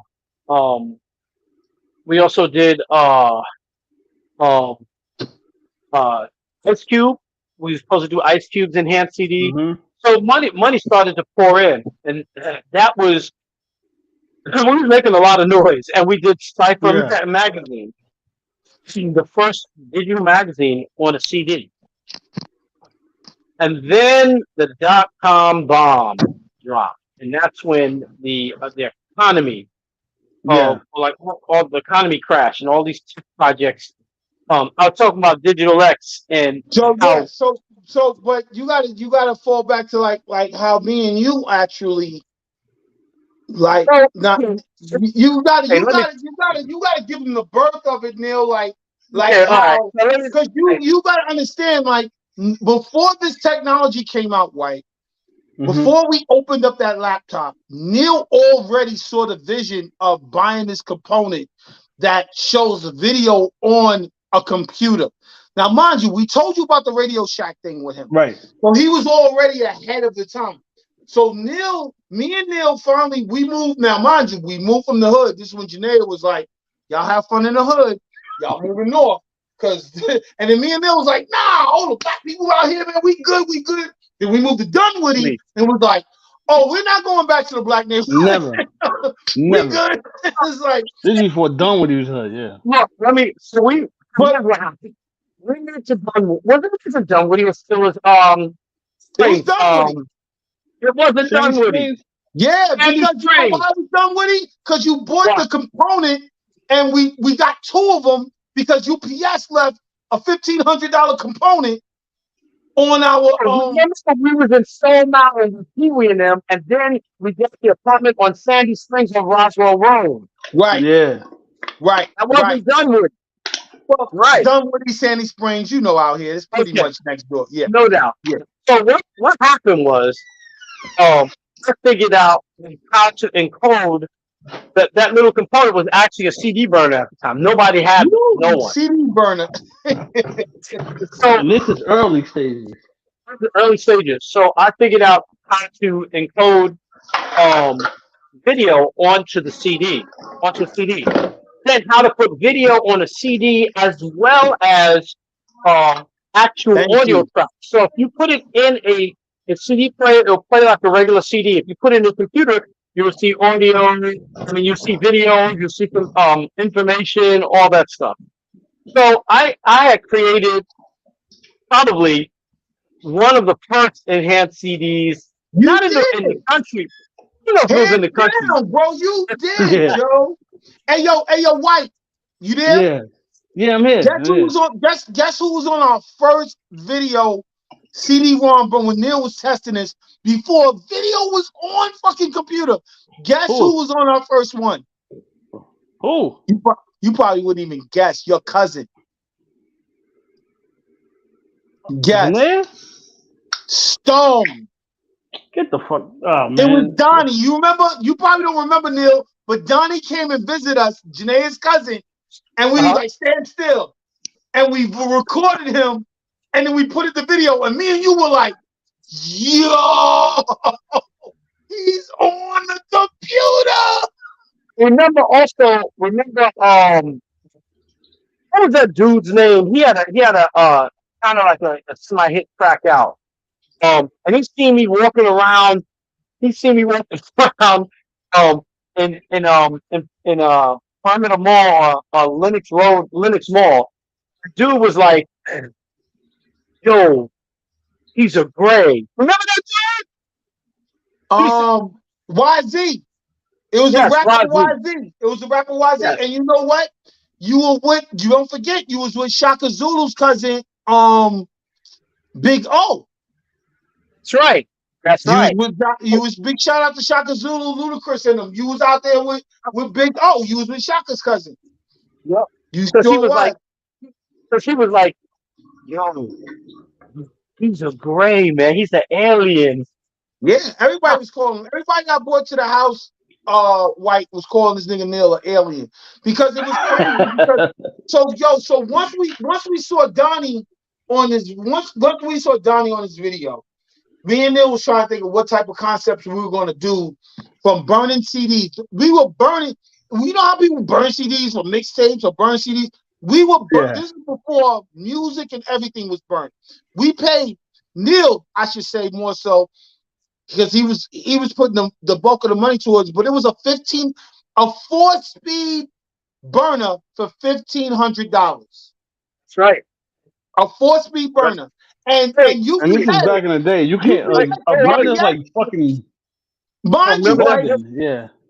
UPS was dumb enough. UPS was dumb enough to leave it on our patio. And Neal came outside from work. He was like, "Yo, did they just leave a 1,500 burner on the patio?" So Neal takes a burner inside the house, calls UPS, and be like, "Hey, I don't see my package." And they were like, "It says delivered." He's like, "Yo, that's $1,500. You guys are playing. Y'all better have my package." They bought Neal another $1,500 burner. Yo, that's crazy. So we had 2 of them, yo. 2 of them. And then what we would do, and this was before they had a no return policy on CDs. Yep. We would buy programs and software. We would copy them. Then we would bring it back. You know how much was the CDs we were buying to burn at that time? It was like $4, wasn't it? It was a lot. It was like $4. But the hell, man, some of them programs was like $40 and $50. We just simply copy, write down a serial number, bring it back to them. It was crazy, White. Like this is before it was 4-speed burners, bro. Yo, dude, I know. Yo, that's the even crazier part. You know what I'm saying? Like this shit is happening, and y'all got that double. This is price, 95. This is 95, 96, yo. That's crazy. 95. And delivering it on the porch, and they ain't got the technology like they had now. Even now, they deliver. Somebody still would take this shit. You know what I'm saying? So like, so here's the thing. So I remember telling Jamal we need an army of people to launch Cypress. That's when we got Big O. And Jamal, he was head of field operations. So Jamal would go out and he'll go to the universities and colleges and he'll leave these flyers. Yeah, these handwritten flyers. That's how we got Mike Jackson, who we was went to CMU. We went to Clark and Morehouse and left a bunch of exactly. And by the way, Mike Jackson, he was actually the vice president for Sandy ATG. The same Mike Jackson. Shout out to Mike Jackson, yo. Yes, sir. So he was. We called Mike Jackson. We called what's dude's name? What was the crew's name for your field operations? Oh, Zach. Zach, yes. And remember what's the brother from Zimbabwe, the big fat brother? What was his name? It was something. Yeah, I know you're talking and about. Did Shaka get down with y'all too? Shaka was in the crew. India Irie and Shaka was in the crew. Shaka's Ludacris manager. Mike Jack is like he's in the industry forever. Everybody knows Mike Jack. He's a big part of CeeLo's career. Mike Jackson. Big part of CeeLo's career. Mike Jack is like the man. He came on real quick and he bounced. But that's they homie, you know what I'm saying? So right. So we was all in there, and it was I forgot that brother's name because I remember he was scrawled front your bed. And you could see the crack of his ass, and he was on the phone, and I looked at him, and I looked at you, and you started laughing. Yo, we had so when I went and put the flyer up at the colleges, I ended up, like he said, with like 100 people trying to have me and Neal have to have separate meetings at our apartment to recirculate our meetings because what happened is once we took one person out of those people from college to our crib and they looked at the computer that Neal set up, there was a human on the computer. Again, everybody, y'all don't understand. Y'all see that right now. Let's put this in perspective. It was a CD. No one has done that before. You No put a one. CD in, and you would see actual video of a person, and then you take that same CD and you put it in a CD player, and you hear music. That That blew was people's minds. undone. Oh That yeah, was y'all not had the Yeah, done. technology before it happened, and that was the ill part. Exactly. Neil, right. you should have been Bill Gates right now, Neil, because you was doing shit. I told Mom You when I see, first met you, I was like, this nigga's a genius, man. Like one of the first. Yo, but yeah, keep going though. Yo, the shit y'all was doing was like If I before its tell you what I'm time. doing in Africa right now, because even my boys in Africa, they're saying, "Yo, you're a genius." Yeah, yeah. So, so we actually laid the groundwork for that because uh, Marwood, like at first, at first, Replace Records, they didn't know us, they didn't want to do anything with us, and then Left Eye. Funny story behind that. I met Left Eye through Ish, Mm. and Ish was our vice president. And now Yeah, Ish, like yeah. I said, is Joe's road manager. All these people that we were centered around is now very deep in the industry. now, So mind you, Neil, you hold on. So Ish got that part with Left Eye, which secured us. But at the same time, Mike kind of got us through the door that's at how I was going LaFace to get to it. That's because right. he was I gotta cool get. with Wasn't y'all he was fucking with cool with organized KP and noise at them. one point? Like Outcast and them? Like Yes, I'm not. that's Yeah. what Mike. Well, you gotta understand, right? We already was cool with Outkast and Goody Mob because don't forget we lived in their section in College Park. Right, So right, right. so before they blew up, we used to go to Club Candlewood, or they used to come to our house In the hood, but y'all niggas in the crazy, hood. man. So all this shit is moving at the same time. Now mind you, Outkast just got like a simple single out. They were not even Mhm. blown up yet. They're actually coming out of New York while we're moving in their neighborhood in Atlanta. So what happened was Mike Jackson linked up with my man KP, who Mm. L.A. Reid picked up. Meanwhile, Ish and his brother was already moving in the industry, which linked up with Left Eye. So when it was time for us to come to Put it in perspective. Remember, Richard Whistler was Smalls and was Junior Mafia. Mm. yeah. His brother was in the lyric where he says, I cooked the steak up, my man Jacob. That's Yes. Ish's That's brother. just his brother. Okay, Yeah, That's talk Ish's about brother. it, man. yeah, Y'all dropping some bars That's right Ish's now, brother. man. yes, that's Stop his playing, yo. brother. You That's know I get Jacob. amped up when I hear shit like that. Yo, Yeah, that's Biggie when Smalls he said I saying that cooked the shit. steak up, my man Jacob, Take that's yo, Ish's brother he talking about. man. Listen here. All right, keep going. I love it. And that was Ish's brother. So they were all our people, We were Yeah. right? all tied in. We was all. So we what's the name? So that whole thing was coming to a head. So Left Eye wanted to meet me because Itch was telling her a lot about it. Jacob was telling her a lot about me. So one day I was waiting all day for her to come. She didn't come. And mind you, I'm still working, so Right. take my ass to sleep. And then I hear a knock on the door around 11:30 at night. And I open up the door, and it's Left Eye, and she has a whole Mhm. entourage of people. So I hurry her up.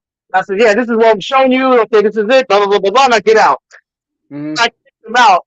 So Lisa, when I close the door, I hear Lisa on the back, on the outside of the door saying, "Left Eye." She said, "Can you just pick us out?" Now, mind you, hold on, Neil. Neil, you saying it's real easy. This is when Waterfalls is like Right. the Right. #1 record in the country. And Neil showed them what he could do with the website, and he said, "Get out of my house." He literally kicked Left Eye, #1 song in the country. He kicks her out the house. Go on, Neil. Wow. He makes it too light, yo. Yeah. Yeah. It's crazy, yo. We It's can't hear crazy. you, Neil. We can't hear you. Hey, Neil, we can't hear Yes, you. He yes. know. He Can you know hear more. He's working on it. More. Give him a can Oh, you okay. hear second, me? B. Can you hear Oh, me? yeah, Yeah, we we can hear hear. you now. We can hear you Okay, now, all B. right. See, just relax, bro. Okay, I was like, yo, I thought you was like, yo. Okay, um, So that things were coming to a head. We had met with at that time we had met with what's it, Wu-Tang Clan. Remember one of the times they were Steve, we touring. met with Steve Rifkin and everything. Yes, We we met did. with all of them. Yeah. And then Crazy. Left Eye had came. So Left Eye, after she came to the house and I pushed her outside, after I showed her everything real quick and pushed her outside, and her friend was like, she said, did she just kick me out? And her friend said, yes, I think so. She said, I like that because you know me, I don't be treating people all like, you're a greatest musician. I don't give a shit about that. So from that point on, we became very close friends, me and Left Eye. So this is when we were trying to make inroads into LaFace Records. So at that time, the doors were still closed to us. Left Eye brings me into L.A. Reid's office. Remember I created that virtual world for Left Eye? And you're able to walk through and you see billboards, you go into rooms and stuff. So mind you, I don't know if this was explained right. So we went from the enhanced CD was ahead of its time before websites. Does that make sense, Neil? Like we Neil pretty much invented. It was only two of us that had magazines. It was this magazine, this rock magazine called Launch, and us as a hip hop magazine. There was only two magazines in the country, maybe in the world, but in the country, it was only two. In fact, we got in contact with Launch, and Launch was like, "Oh shit, y'all doing the same thing we doing." The only thing that was doing another enhanced CD, everybody else was trying to do it with their albums, but they could never accomplish it. But what happened was websites kicked in, and that's where Neil was like, "Oh, this shit is easy. I can do websites. That's nothing." Yeah. So that made Neil go ahead and get with Left Eye and create like a whole website virtual world. And I'm gonna walk you back. So take it from there, Neil. I just want to So she wanted L.A. Reid to see this. So she brings me into. She has me take my whole desktop, everything. Yeah, so she knocks off all the stuff on L.A. Reid's desk. She sure did. and I'm putting up all this stuff, and L.A. Reid is like, okay, only Lisa can come in here and do this. So he was like, he was amazed at what he was seeing, but he's like, I'm not even sure what I'm looking at. Some other dude come in there. So from that point on, all the doors flew open because Mike Jackson said, yo, I don't know what you did. Right. But all the doors are wide open for you. So I remember after that, L.A. Reid was sold. Like after that, we owned the building. Wait, there was one other point because I remember when Gip called me from Goody Mob and was like, yo, man, you need to come down here. You know, these people, they don't want you to do the website, this, that, and the other. So I get down there. And L.A. Reid comes in the office and he remembers me from the other time. He says, oh, this guy. Yeah, I know him. And he does excellent work. From that point on, that's when all the doors flew open. Right. Yo, White, when I tell you, put it like this. Pink was getting us stuff to drink from the store. I remember you told me that. Yeah. We used to send Pink to the store to get us stuff to while we're having meetings. Yeah. Real talk. Usher wasn't there. Nobody was big. Nobody like Outkast was up and coming. Outkast was actually starting to be their biggest artist, but Tony Braxton was like their biggest artist around this time. Right. And so all the doors flew open, and it was our heyday because it was.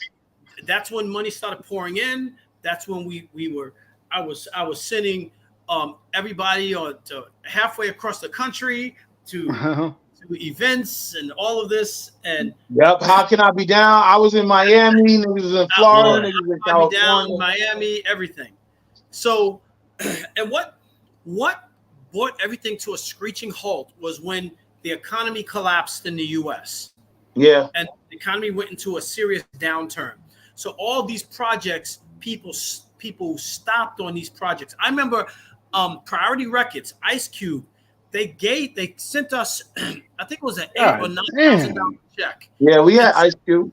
And said that So I'm like, yo, what's up with them? You know, I said, okay. They said they don't want to do the project. So what about the money that you guys sent us? He said, enjoy it. I was like, Yeah. free money, thank you. So that downturn, that was the beginning of the end for that heyday for Digital X, and that's when everybody started to kind of separate and move Branch on. off Yeah. and shit. Yeah. Yes, Yeah. because at that point, then that's when LaFace Records was closed down when L.A. Reid became president of MCA. You remember that, right? I remember he was in talks with MCA. What I remember was that first it was Babyface didn't want to do any more with LaFace. Right. And that was a big shakeup in the building. Big shout out to Shanti Dodge, No. KP, Yeah, and yes, all you're that. right. Yeah. You're right. First it was Babyface leaving, and then LA was holding it down by himself. But then Right. when the collapse, like you said, when the collapse came, I moved on a little early, but I Right. kept up with Mike Jackson and everybody else. Yes, Of course, you did. kept up with Neal. You did. And but from what I was reading, LA was looking to bail to I want RCA or MCA. It was one of those. I forgot which one it was. I forgot what it's one, but He and left. mind you, you know, White. This is when LaFace. I mean, LaFace was the Oh, yeah, biggest I record remember. label out there Yes. with TLC, Tony Braxton, Yes. Babyface. Like it was the Outkast. biggest one. It was Goody yes. Mob, the Outkast.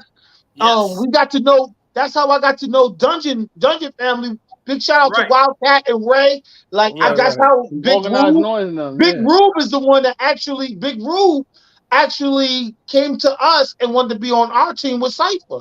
But go Right. on there. So what we did, that collapse.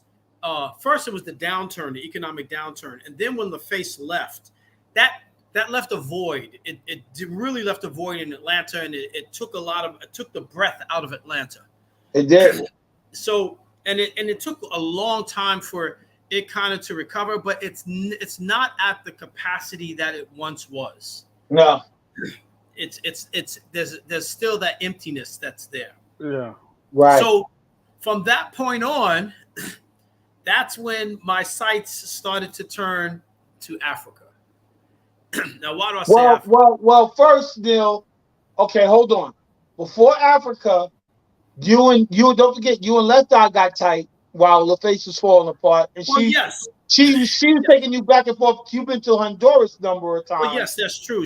And that's what Dr. Are you with the Sabi- Honduras with her? Yes. Yeah. Break that Okay. down, Neal. First, break down the whole Dr. Sabi, everything. Okay, first, she had she said, "Yo, do you have your passport?" I'm like, no. Why? Mm-hmm. Said, well, get it because we're going to Honduras. Okay, so I went and got my passport. She booked a flight with her and a bunch of entourage, her friends that we all knew, because I used to hang out at her house every weekend, and we went to Honduras together, and we was there in Usha Village for an entire month with Dr. Sabi. And Damn. yeah, I knew Dr. Sabi. Get the fuck out of here. That's crazy, though. Like, now that's... All right. I knew Dr. Sabi personally. Yeah, he did. That's crazy. Yeah. Before he was Dr. Sabi, Neal used to call him that's what I'm Honduras. saying. Yo, more. I know. That's why I'm like, that's amazing. That's nuts, yo. Yeah. So I was with Dr. Sabi the entire time.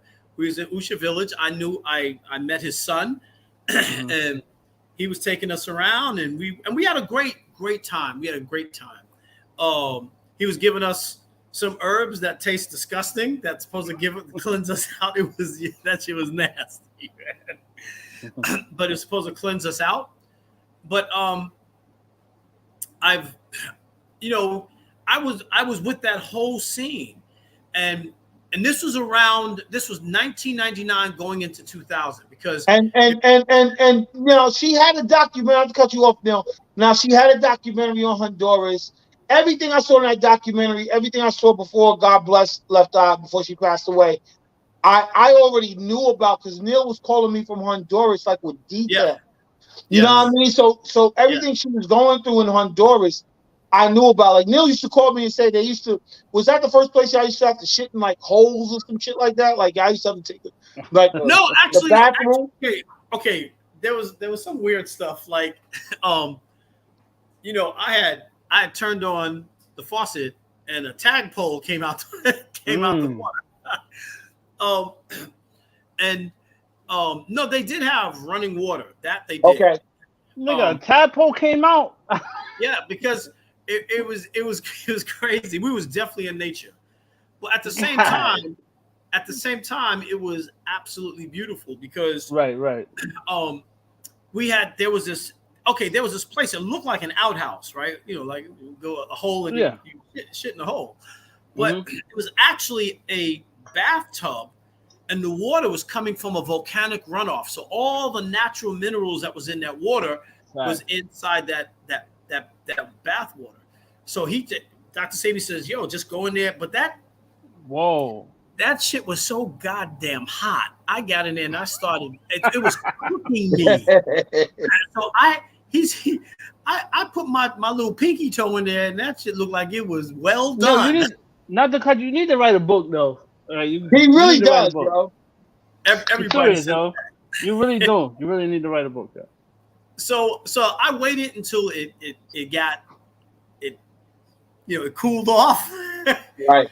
And then I dived in it. But we spent. I actually had to go back sooner because there was things that I was working on for her. Yeah.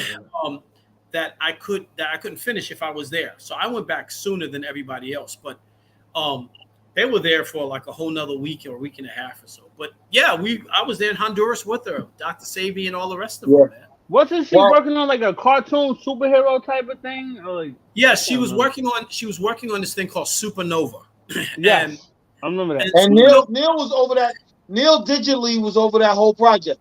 Right. Neil, this one I was there for that. I remember Mo was telling me, I was like, "Oh, this thing is Neil. Okay, all right." Oh. Yeah, I was out there for that though. Supernova was supposed to be her solo album, and it was. It came out. It was right.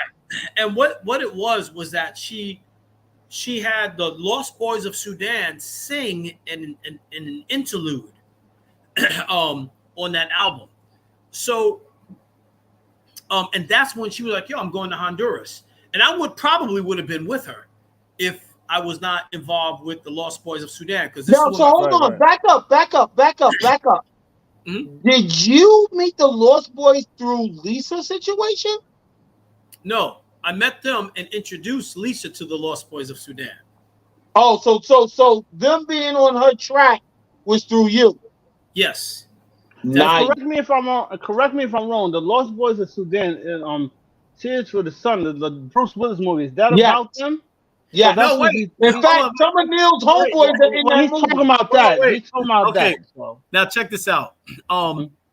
We get a call that there's a producer looking for an African amputee. Now, one of the Lost Boys of Sudan, all of those people a lot of the people on that movie was through me. Yeah. I know, Morto. I know. Right. So we told the producer, yeah, we have one guy who has one leg. So the guy flew out there, and I already told him, yo, look, if they ask, right? If they ask you, we'll take you. Say I can't leave without the rest of my brothers. Mm-hmm. And they told him that, and they took all of them that was inside their house, because it was like about 5 of them in the house, and they flew them to Hawaii where they filmed it, and they were there for like 3 months. They were calling me from Hawaii saying, so real quick, not to cut you off, but in that movie, so some of them dudes those are your mans in the movie? Yes. I know them. Yeah. Neil introduced him to me too. He was my guy. Tears of the Sun.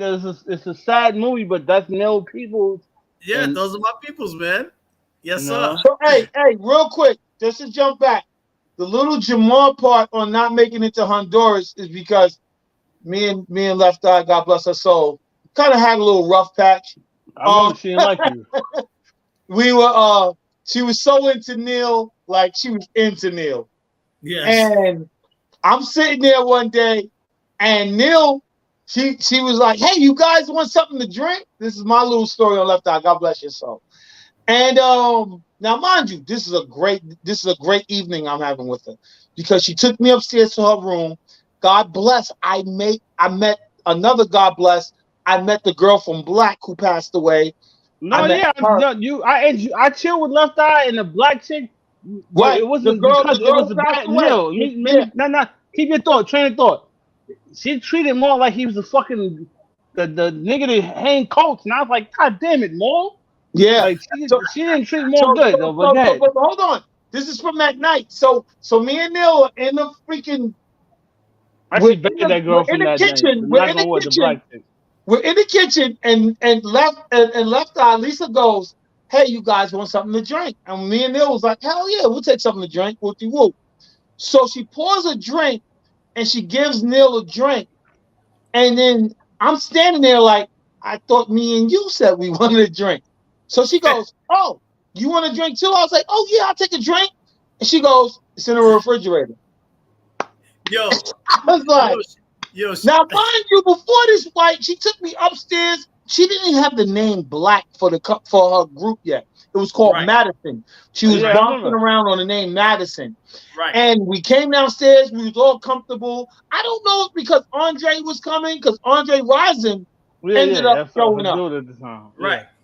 So I don't know if that was bothering her, whatever. But anyway, she urged me, and I told Neil. I looked at Neil like, did she just give you a drink and didn't give me a drink? I told her, I was like, nah, ma, I don't want one. I'm good. But right after that, Andre Rison comes walking in the house. And it was a short conversation with her and Andre Rison. But me and Neil was standing there. And he was like, they had some type, you remember Neil? They had some type of short conversation. He wasn't there that long. But Well, she was kind of like, he was always like that. He was always there but Man, not there. but he wasn't disrespectful or nothing. He said No, he hello wasn't. and everything to us. Like He he's would just mad say cool. he would just say hello and then he would just disappear. Then he'll be gone. right. Yeah. Yeah. But that's So my little short story on Left Eye, man. Like right. that was it. So After that, Neil's calling me from Honduras. Like, nigga, I wish you was here. I was like, fuck you, nigga. Wish you'd introduce me when like on interesting some enough good now, note, nigga. interesting enough, that was my first time traveling outside the US. Mm. And it was because of her. And now I travel, I've been all over the world. And I give that as her. She was the one who gave me that christening, you know. Right. Rest in peace, Left Eye, y'all. Champagne bottle. That's dope But, that that's your friend too. Yeah. So from that point on, you know, after she passed away, my sights was my activity in Atlanta started to drop because there was really not much going on. Right. And my focus started to begin to bend toward Africa. Now, Africa, I always wanted to go there. Mar knows this. I always wanted to live there. I always wanted. But what happened in Atlanta that went ahead and ignited that? I mean, I know personally, but you tell me what ignited. Like you said, you brought Lost Boys to Lisa Left Eye Lopez. Well, what ignited it? I think what ignited that was after Left Eye had passed away. The Lost Boys of Sudan, you know, I was with them constantly. Many of them now have moved on. They work in government and all types of positions. Oh. But I was with them constantly. So one of the guys, Mayom, he says, "Yo, I'm going to Africa." And I said, "Yo, can I come with you?" He was like, "Yeah." And that's how I first went. That was in 2006, and I went to Uganda. Now, my first trip there, I was nervous. I was kind of like, I didn't want to be found myself standing by myself. I don't know. I was just had this unrealistic, you know. Yo, what's up, Pop? Pop Yo, Doogie. that's Pop, man. Pop Doogie. You know we're on this podcast right now. What up, Pop? He probably don't remember me, yo. I don't. That's Jamar. Jamar. Yeah. You know. Yeah. Yeah. You're a little ass baby at the time. Yo, exactly. He Yeah, got I a was gonna beard say and you look everything. kind of young. You can't remember you, Mo. Yo, You Pop, lucky. I used to give you piggyback rides when I came to Neil's house, yo. Like, you wouldn't let me stop giving you piggyback rides when I came to Neil's house, yo. He's this big grown ass man with beard now. Man, this is I was, crazy. about, I was about to say I'm too old for that shit now. Yeah, man, my Right. back is too old for that shit now too. Well, I'll see y'all later. Y'all take it easy. All right, all right? Pop, good seeing you, my dude. Same here. What up, Vern? He probably don't even hear me, yo. Look, Word turned around and said, "Yo." So what it is, when I first went, I felt like a fish out of water because I wasn't fully acclimated to Africa, and I knew the Africans, the brothers that I knew, but I didn't feel connected yet. And that first trip, it did open my eyes. I wanted to stay then, because there were some things that I have noticed, that they've always had black presidents. They always had black militaries, black scientists, black doctors, black lawyers, and that kind of intrigued me. So, but that first trip, I was only there for 3 months. Then I left. Right? Actually, it was 1 month. I'm sorry. Then I left. Yeah, it was 1 month. Yeah. Then my next, my mind was there constantly, and I'm gonna dive further into it, but I'm gonna tell you the timeline first. I went to Ghana in 2008, and that's when my eyes were fully open. That's when I was properly introduced to Africa, and that's when, hands down, I wanted to live there. And I'll tell you why. One, there are many opportunities that do not exist here in the United States that exist there. Music-wise, film-wise, business-wise, economically. While here the United States is in inflation, in Uganda their economy is growing by a whopping 7%. Right? Meanwhile, the United States economy is shrinking. So what does that mean? I mean, to me, that there's a lot of opportunities. We're dealing with Liam Voice, which is a very big artist in Uganda. What up, Ned? Now, my boy Agri, Agri has dealt with major artists, just like how we talk about these major artists. Agri is a major player in Uganda with these artists. So he's part of my team. When I left, I went there first let me rewind. So when I came back for my first time in Uganda, I went to Virginia with some of the Lost Boys of Sudan. And the first president of South Sudan, his son was there. And his son heard of the work that I was doing in their community. And he said, he came to me and said, yo, man, I want to get your number. My name is Mabur. And everybody's telling me, that's the president's son.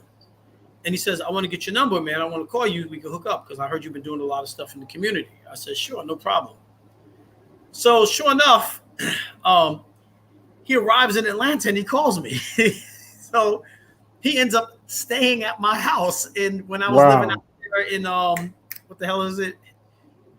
Where I lived not too far from where your house was. Clarkson?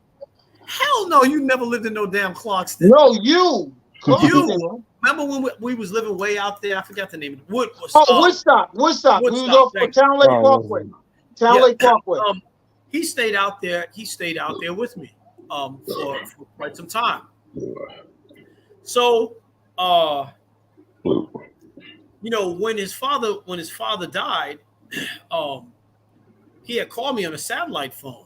My life is just crazy like that, man. It says, yo, you need to come out here. You need to come out here, man. There's a lot of things that we could do. So it wasn't until 2011 that I said, all right, I'm coming. I called him. I said, I'm coming.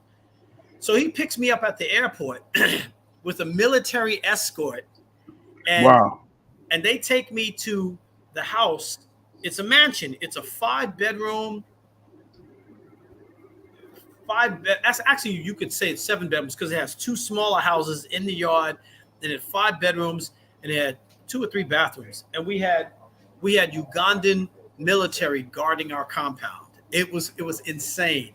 So even when I would go to the mall, and I don't know if I showed you this video. I have the video clip.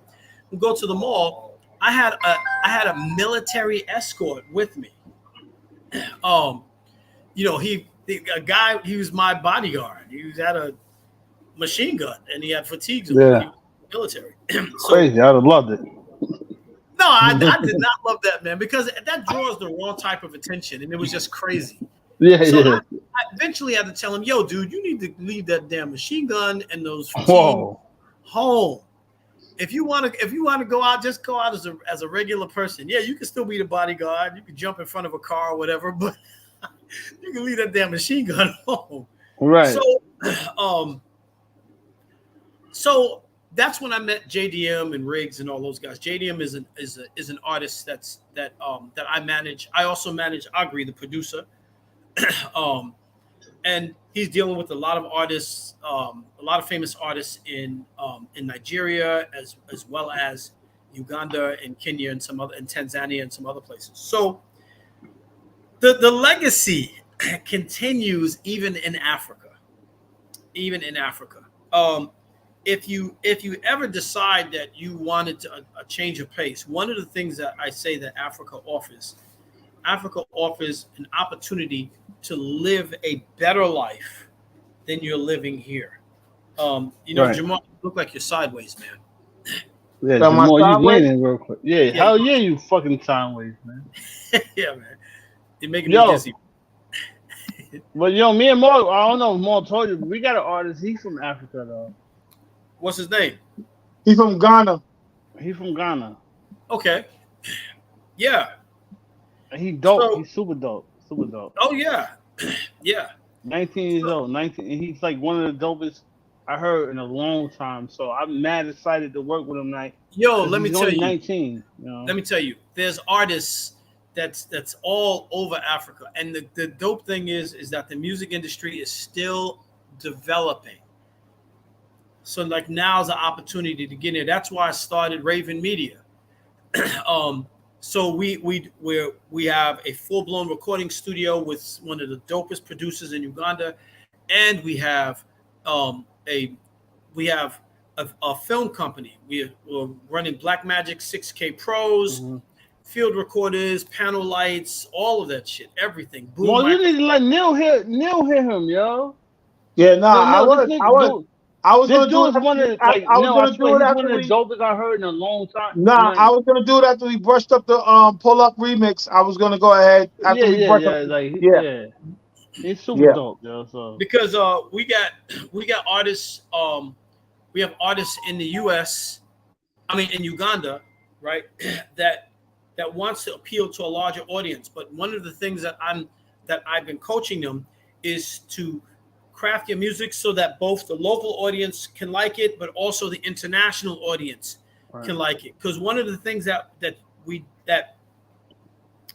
you guys don't realize is that Africa is 1.3 billion people on the continent. If you look at that as your market, that's a lot of cheddar, my friend. Oh yeah, that's a lot of streaming cheddar. It is. So Spotify. You don't even need America to get rich. You can get rich without America. You don't need. No, America. You can. Why do you think I'm there? Like I have three businesses running. A branding company. We have the film company, and we have the recording studio, and they're doing well. And I could never been able to accomplish that here because of all of the craziness, but I'm able to do that there. So, and it's the same thing. People are like, "Yo, you're a genius. How do you know all of this? How do you see these trends?" Because I'm identifying trends already, and I have my crew that I've been influencing and training, and they're like, "Yo, man, all this stuff no one knows about yet." And if they do, they're surprised because we've known about it for over a year now, and they're just now beginning to taste it. So, to me, Africa's home, but with no questions. and I would never want to change that. It's not like one of these places like, like how Atlanta has changed. You go, remember when we first got to Atlanta, Mar, how it was dope, and Mhm. they had the Freakniks and all of that. Well, Mhm. Oh yeah. that was dope, and but then as time went on, it changed, and then when like again the folding of LA LaFace Records and all that, it just the heart and soul came out of Atlanta. Yeah. Now I'm in Kampala in Uganda, and the heart and soul is very much there, and I'm enjoying it, and I'm I love the challenge that's ahead of us Yeah. because we are going against another film company called Swans Avenue, who's very big. But we have the technology, we have the creativity and the energy. So to me, it's refreshing to be in that environment once again, like Mhm. when we did Cypher Magazine and Digital X from the very beginning. It feels good to be in that environment once again and to learn from some of the mistakes that we made on that journey. Right. So, um, one of the things that I've been saying, and both of y'all are definitely invited. Y'all should take a trip out to Africa, and we can connect you with the shakers and movers. Um, you guys can interview them. We have the camera equipment. We could actually do the interview from Yeah, there. we got to do it. E- Yeah, we That'll gotta be Even do it. fun. even in our recording studio. You can interview from there. We can go on site anywhere. So we're capable of doing it. We have a whole camera crew and everything. So, you guys, because imagine if you take your brand and say, "Yo, we are broadcasting from East Africa, Uganda." That would Right. be that hot shit. Yeah, That we'll would, be Dope. dope. Super dope. yep. Super dope. Good killing. So yeah, man. So that's what I'm on now. Again, many people have always told me you need to write a book Yeah, because you We gotta do. write a book, man. You they're definitely like, do now. You gotta write a book. I mean, even all the way to the time when I met Andrew Young and he had requested me. And remember when we was doing Impress Multimedia? Yep. Andrew Young had got wind of it through one of Dr. Dre's producers, and he arranged a meeting with Andrew Young, and we had a meeting for about 2 to 3 hours with him. Yeah. Damn, yo. So Yeah, you met Andrew Young? yes, personally, Yeah. yes. Wow. You And know? wait, it even gets better. I met the president of Uganda at the State House. I was invited to the State House to meet the president of Uganda. That's crazy. So, That's it's crazy, like yo. it's like this whole thing. My life has been this you know meetings of famous people and dignitaries and important people. And one thing, if there's one advice that I would give everyone, live your life and don't waste it. Yep. Right? Um, don't Enjoy waste it. it.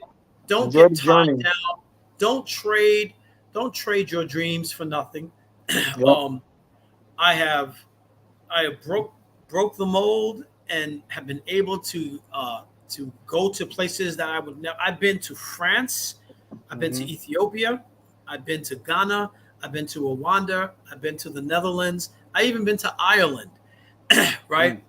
And I've been to all these different places, and not and many more. I've been to Ghana, many more, and Coming these are straight from places Queens. coming straight from Queens in the ghetto. Right. You know what I'm saying? So I've learned a valuable lesson. Live your life. Yes, Don't. sir. It's not enough just to work, just to work, and then go on a cruise, and that's not enough. No. Be an adventurer. See the world. The world is bigger than the Bahamas and Jamaica and all these places that's local. The world is Right. very big, and I can tell you some of the places I've seen.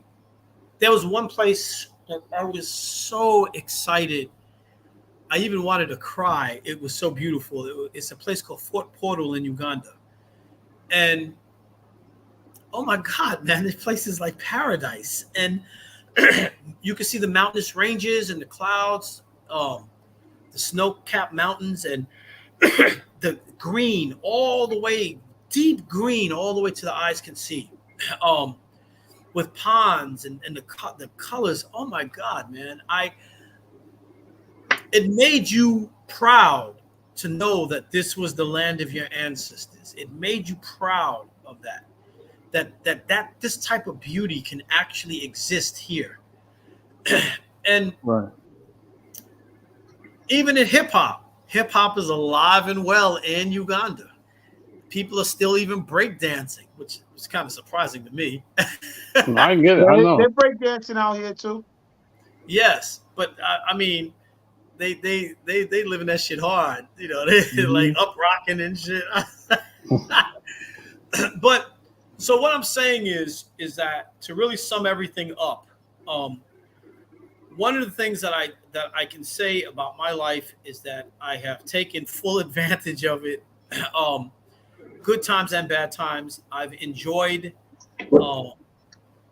I've met people and seen things that I would never imagine that I would see in my lifetime. Coming from the ghetto in Queens, you know what I'm saying? So, like I say to all those people that's out there that's listening, always stay focused and never, ever, ever, ever trade your dream in. Because and make sacrifices as you have to, because it's not going to come easy. It requires commitment, and it requires sacrifices, Yes, it requires decisions, and Yes, sir. just getting up and doing it, even when you don't want to, just to make it Yes, happen sir. that you want it to happen. Yes, sir. And I just told Tiny. I talked to Tiny today. I don't know if you remember Tiny. She's like, I I remember Neil. She's like, she phoned in. I follows me on guess. Facebook. Yeah. She told Yeah. me, she was like, I still talk to Neil. I said, that's what's up. So she, Hey, I Neil. was like, Neil, don't go Yo. anywhere. Hold on. go Okay. ahead. I don't know. Yeah, but here we go. Oh my God. It's the smooth Casanova. What's going on? Hey man, don't bounce those bed springs. Hey, yo, how about turn this volume up, yo? Can you hear It's me? it's We called can the hear volume you. Yeah, I of can hear Neil y'all. Wonder, man. Hold on. Hold on. Yeah. You know what? Let me get my headphones. Yeah, What's going on? chilling, man. Chilling. What y'all rapping about? Nah, We happy to have you on, we dude. You just know what I'm went through the saying? Like, journey, yo. I was Wait up. bidding Let you me up get for a my minute, man. damn headphones on. Glory. So Oh, yeah, man. it's like, Meeting the I think one of the highlights was meeting the president of Uganda. Right. He okay, I was involved.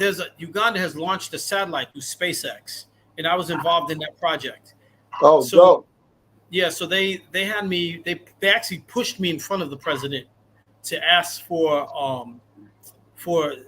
ask him to push the Communications Commission to give us specific frequencies so that we can control the satellite from Uganda. So I was involved in that, and that's how I met the president. so all these things from I'm gonna go to Uganda with your picture. If I go to, I'm gonna have your picture and like, yo, this is my guy. Don't fuck with me. This is my guy right here, baby. White will have you on a t-shirt. You Real feel flag, me? yeah. You know, like, come on, man. Yeah. they probably gonna be like, who the hell is this? Right. They better. Neil have that face. Let me tell you, stupid, man. Looking like old dirty bastard. Yo, what happened I to Lamont? lost him. He stepped up. So let me tell you, man. So one of the things that that you will notice, that you will like, is that Ugandans are very, very friendly. They are they're friendly. They're hospitable. They even voted Uganda as the friendliest country on the continent, and it is. It is. Yeah. Yeah, people will invite you into their house. If you say, "Oh man, I just arrived and I don't have a place to stay," people say, "Oh, well, you can stay here." I Wow. mean, yeah, people are like that, man. People are very friendly, and they will go out their way to make sure that you're happy and that you're treated well. Yeah. And that's why I love it there. I won't trade it for nothing. I'm you know I'm in a place where you know where we're the majority and not the minority. You know what I'm saying? Yeah. So I'm in a place where we're the majority and not the minority. I'm uh, made great inroads. I have, like I said, I have 3 successful businesses running, and we'll be working on the 4th one. And I couldn't do that here. It's impossible. Um, but in Uganda, it was quite easy once I had the proper resources. Right. So, musically, we are working hard. Raven Media, um, we've been pushing the brand. We've been on television. We've been uh, featured on radio stations. The whole deal. And now we recently got there's a client of ours who recently got her stuff placed on satellite TV, and now Dope. I wrote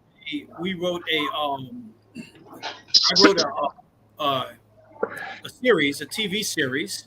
I have a team of script writers. I wrote the script, and then I gave it to my script writers so that they can embellish it. And we're in the process of filming that also. It's called Basia. So Dope. this is part of a larger story called Al Keeblan. Al Keeblan is the movie, and Basia is the series. So Dope. these are things that will be virtually impossible to do here. Mm.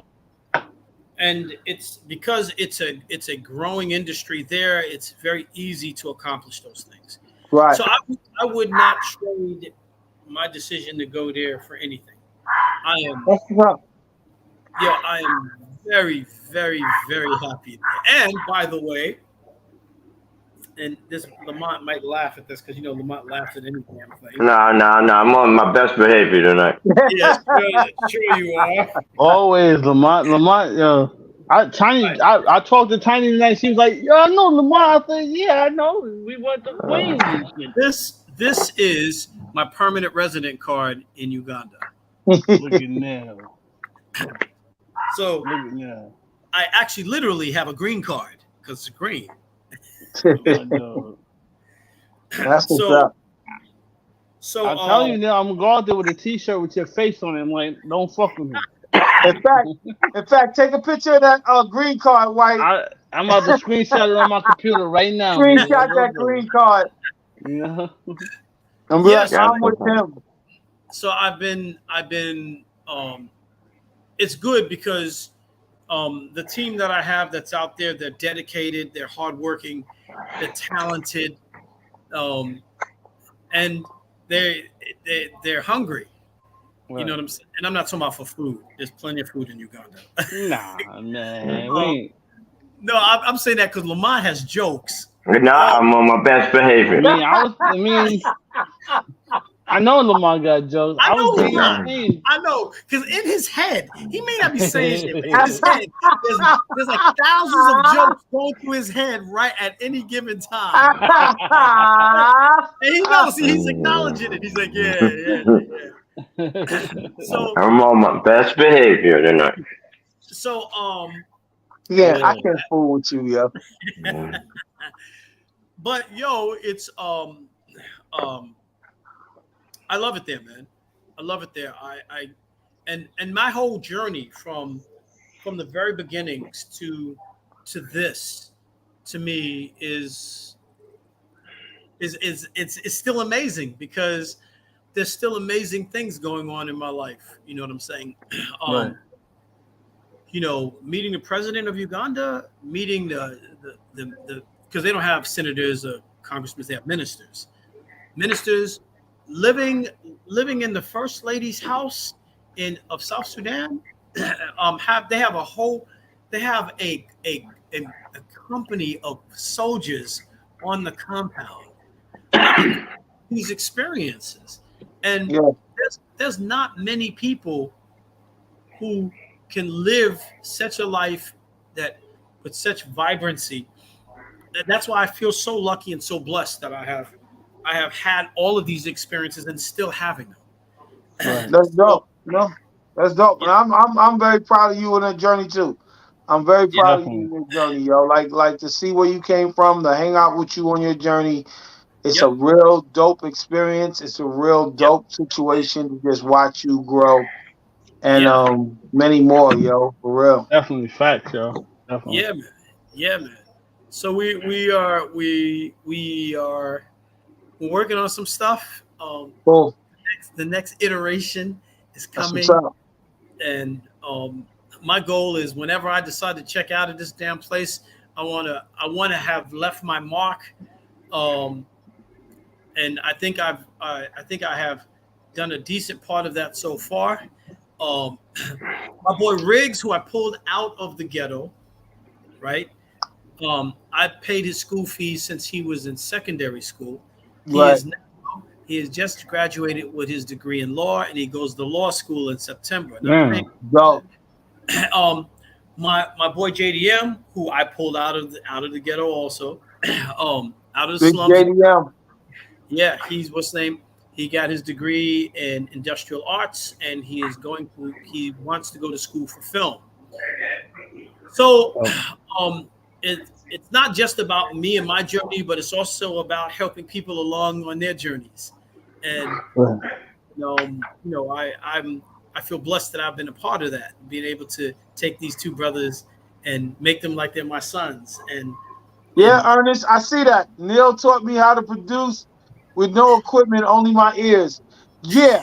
Yeah, I remember that Yeah, too. man. And He and, taught and, me how and to Ernest, rap. He taught me how to rap without, oh, yeah. shut up! being on Yes, cadence and all that. And I do remember, hey, Ernest, I remember me having to fall out with Neil when he gave me all this equipment, and then Vernon got killed, and then we have no equipment. He wanted me to use my ears, and I was like, oh, did you say wait? no. I His was like, name no, wasn't but it was wait it was wait it wait was an, wait. His name wasn't Vernon. It was Viscount. oh, God damn it, Viscount, Maul. God damn it, Viscount. man. That's exactly See, Neil. look at Yeah, Lamont. Totally Look, different name, nigga. Totally different name. yo, look at Lamont. Look at Viscount. Lamont. Look at Lamont. Yo, Lamont, you remember Viscount? I remember him and shit. God damn. Yo, you Yeah. see Lamont? You see, I told you Lamont's gonna start. Like he can't help it. He's trying his best. He gonna turn blue in a Yo, second, yo. Lamont. Yo, Lamont. What's One time, good? me and Mo had a show, and we ran into Moni Love, and Mo was like, "Yeah, I'm cool with her." He didn't want to say. I said, "Yo, Mo, run up." I said, I grabbed her, and after that, her and Mo was vibing, because she knew you and Mo. I said, Mo, run up. I run up on everybody, nigga. I don't care. I Yeah. said, I'm running up on him. He already knew her from you, and y'all was out there. Yeah, Yeah. I dropped Lamont name and it was ridiculous. Like she Yeah, was like, yo. oh She hell looked yeah, at me, shit. yo. I was like, oh Yo, shit, Mo. do you know that the time where Lamont, Moni Love, and Lamar and Mar, we was at Moni Love's video shoot, and Tupac was there, and I actually Yeah, Wow. shook hands with Tupac for You that met brief. You met Tupac? yeah, Yes, we all met Tupac.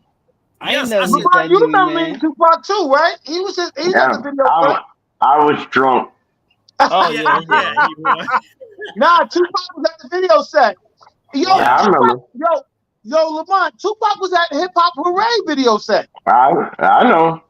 Lamar Yeah. was crazy, man. Yo. It was a crazy ride, bro. It was crazy, It was and such I a was blur. crazy. Like what I try to explain, Lamont, is that we were coming up around the time Tretch and Tupac, Lost Right. Boys, before the Biggies, before the Jay-Z's, before all that. We were trying to come up. The only one that was in our lane was Boot Camp Click, and you know what I mean? Like we Yeah. were in that Boot camp, ain't environment. they from Brooklyn? No.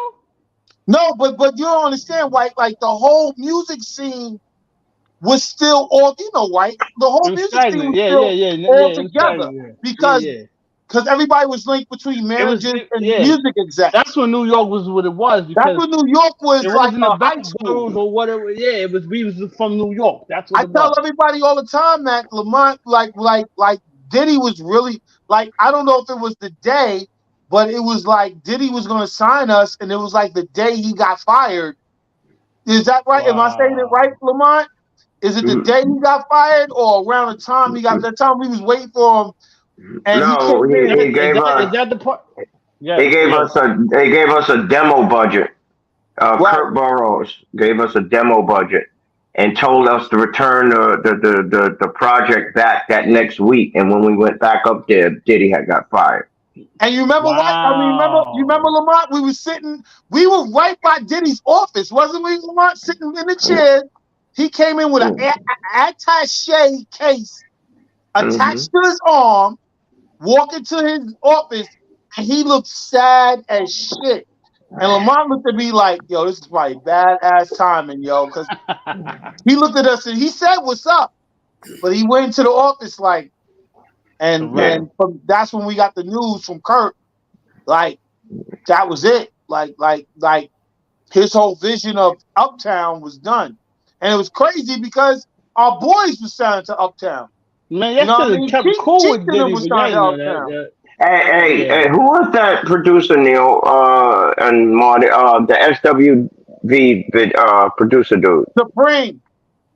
Supreme, yes, Supreme. Yeah, I forgot all about that because I was involved in the remix for that thing. Yeah. Neal. In fact, Neal, didn't you salvage a deal where you had to put a tape together or some shit like that? Tell that story. What happened was Supreme had got the deal, and they, Supreme didn't really. Well, first of all, what's name was interested in Supreme. I forgot the name of the A&R guy at RCA, and I went down to RCA, and I negotiated the deal. I was there with Barry Airwood, and I negotiated the deal. Oh, that was my manager. Oh, damn. Yeah, man.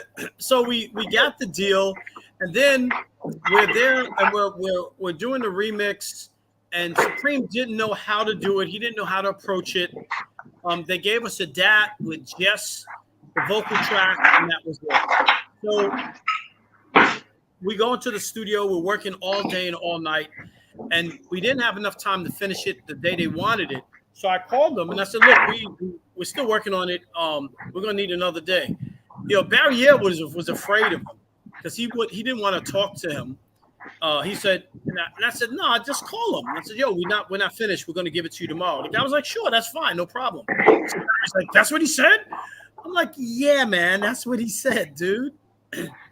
Yeah. So that whole scene, it was a wild ride, man. Yeah.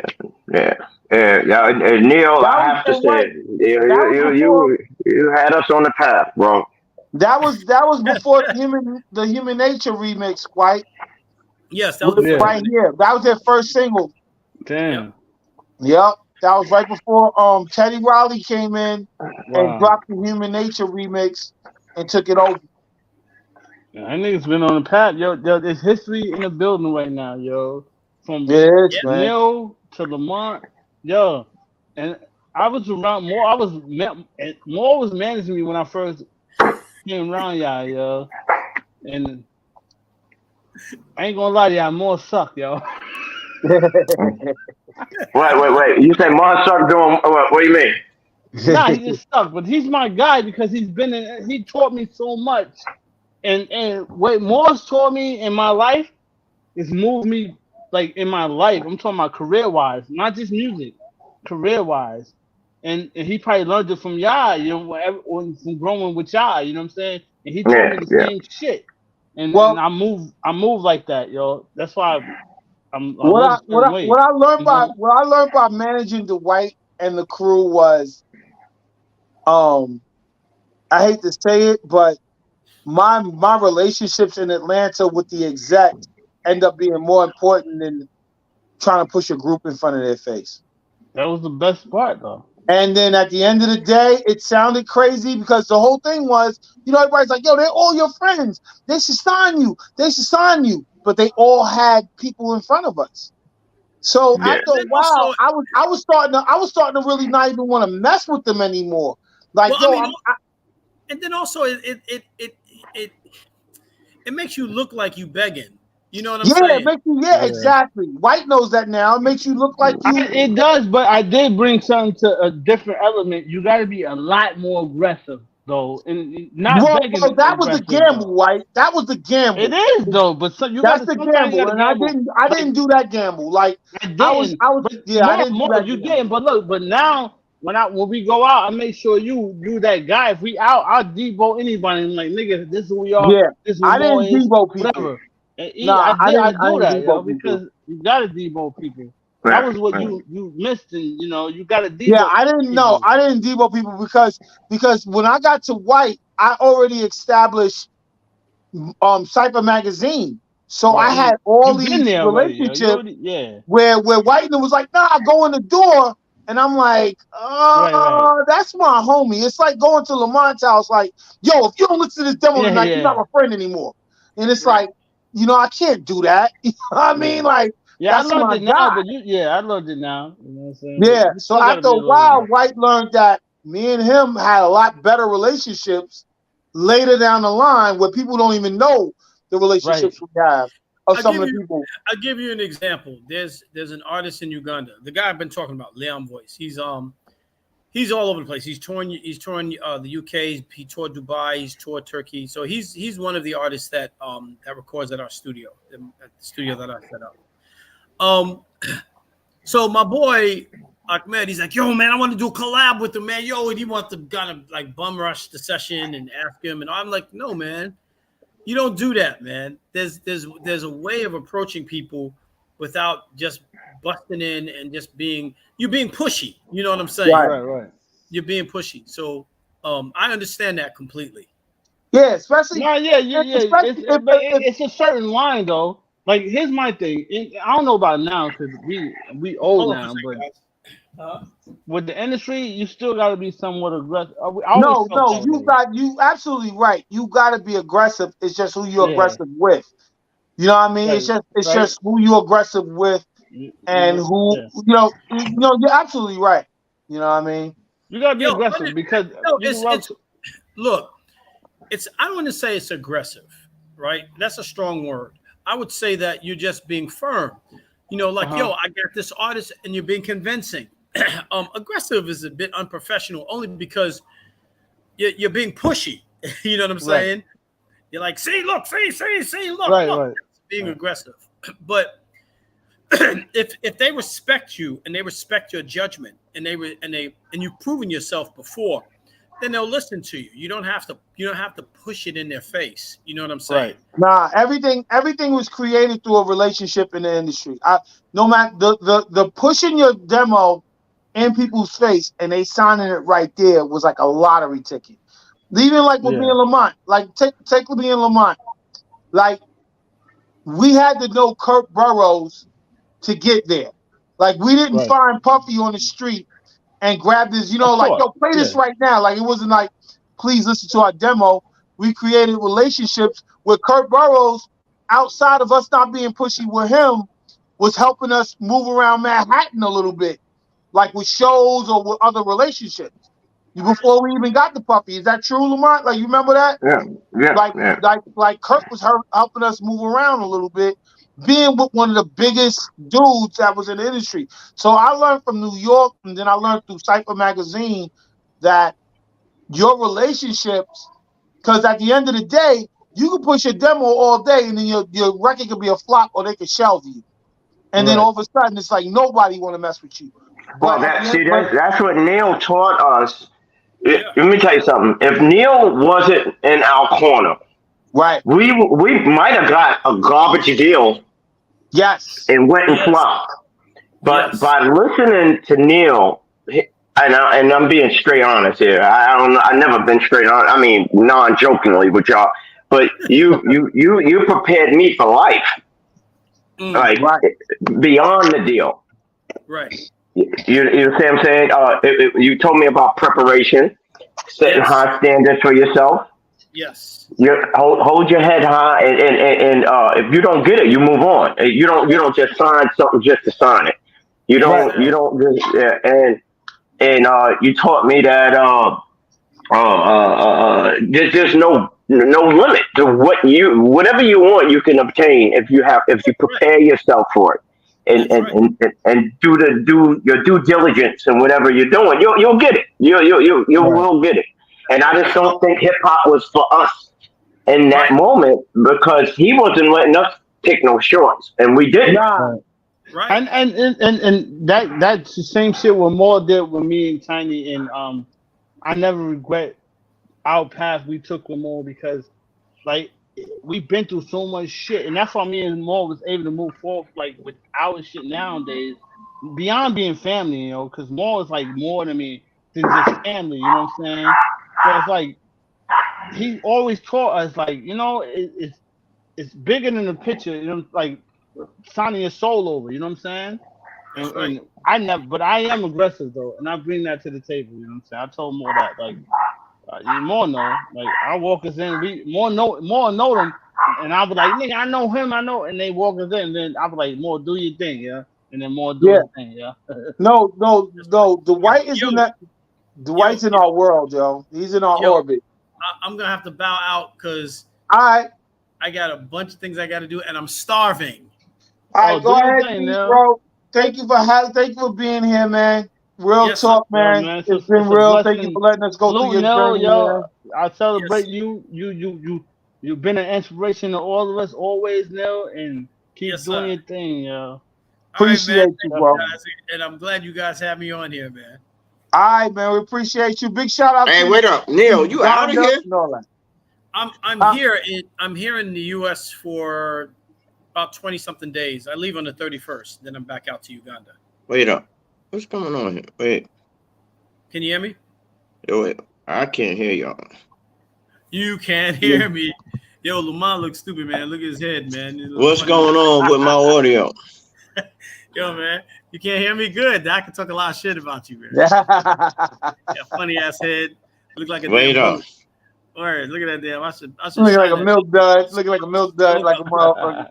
Boy, look like a off brown milk dud. I hear y'all talking crap. Oh shit! Neil Yodas. God damn it!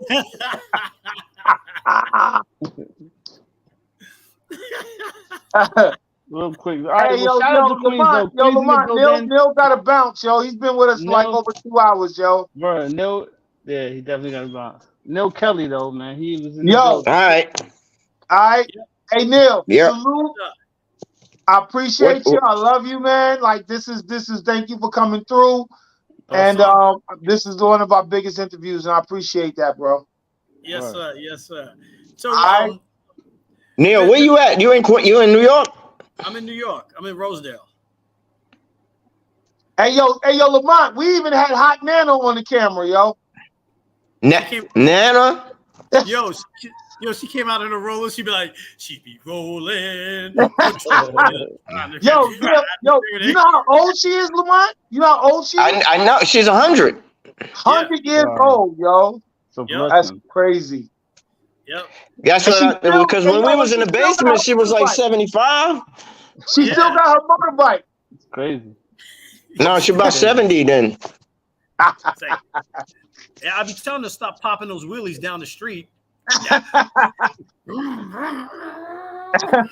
Hey, yo, Neil, give everybody my love, man. Tell Definitely, everybody man. what's up. And I appreciate Alright. you coming through, dude. Real talk. Definitely. All right, yo. guys.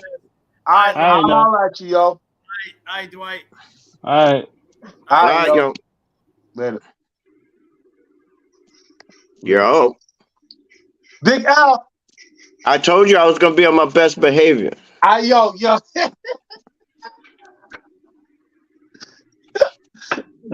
We like Lamont got the behind the scenes stories and shit. I know you do, man. No, I'm not doing that. Yo, big shout out to my man Neil. We're not even doing that. Big shout out to my man Neil. I can't even get out your brain right now. Big shout out to my man Neil. Thank you for everything, man. Big shout out to my big brother Lamont, man. My man Right. L's on the screen right now, man. Lamont, real quick. How's your son doing? Oh, LJ. yeah, the music is good. He got some new videos, and he went down to San Antonio and did a show. So Yeah. he's doing good. He's still putting his foot on the metal.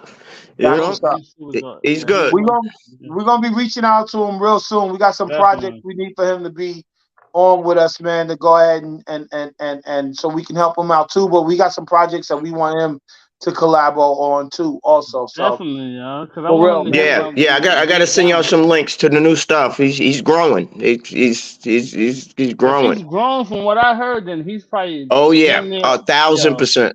I'm gonna send y'all some links when we hang up. Okay. Hey, so Al, so the next show I want to do is my walk by walk of growing up in Queens. And I'm talking about from back in the day, from DS to Lost Boys to Onyx to Lamar Odom to Supreme Team, 50 Cent, to everybody. So I want you on that show, yo. Yeah, we do it. Just let me know what's up. But yeah, I'm gonna talk around your time where you're available. More, we gotta get. Can we still get Lamar? No, from who? Moses. Moses got that right.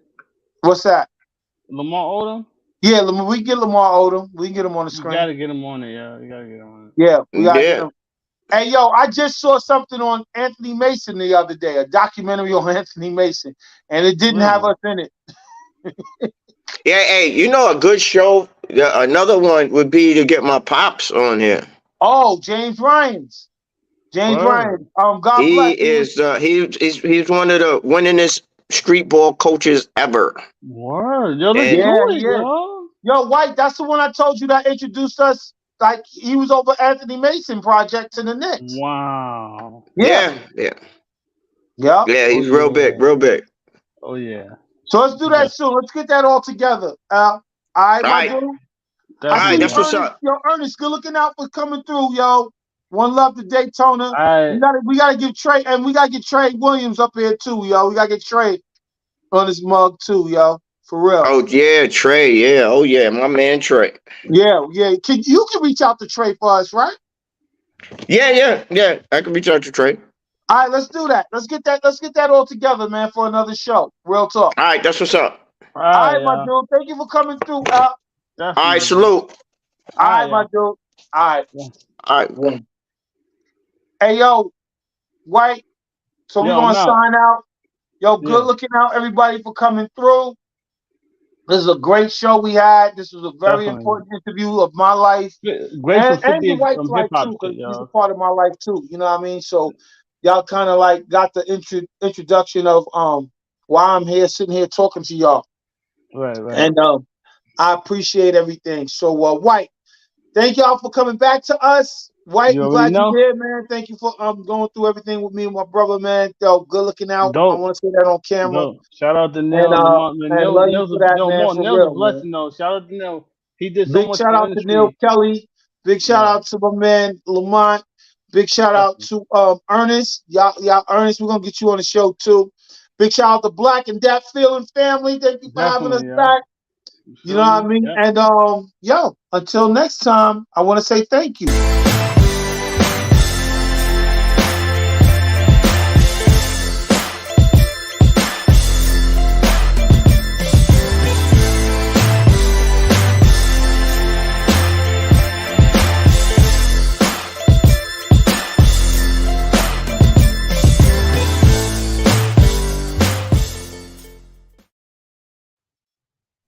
Yo, you still there?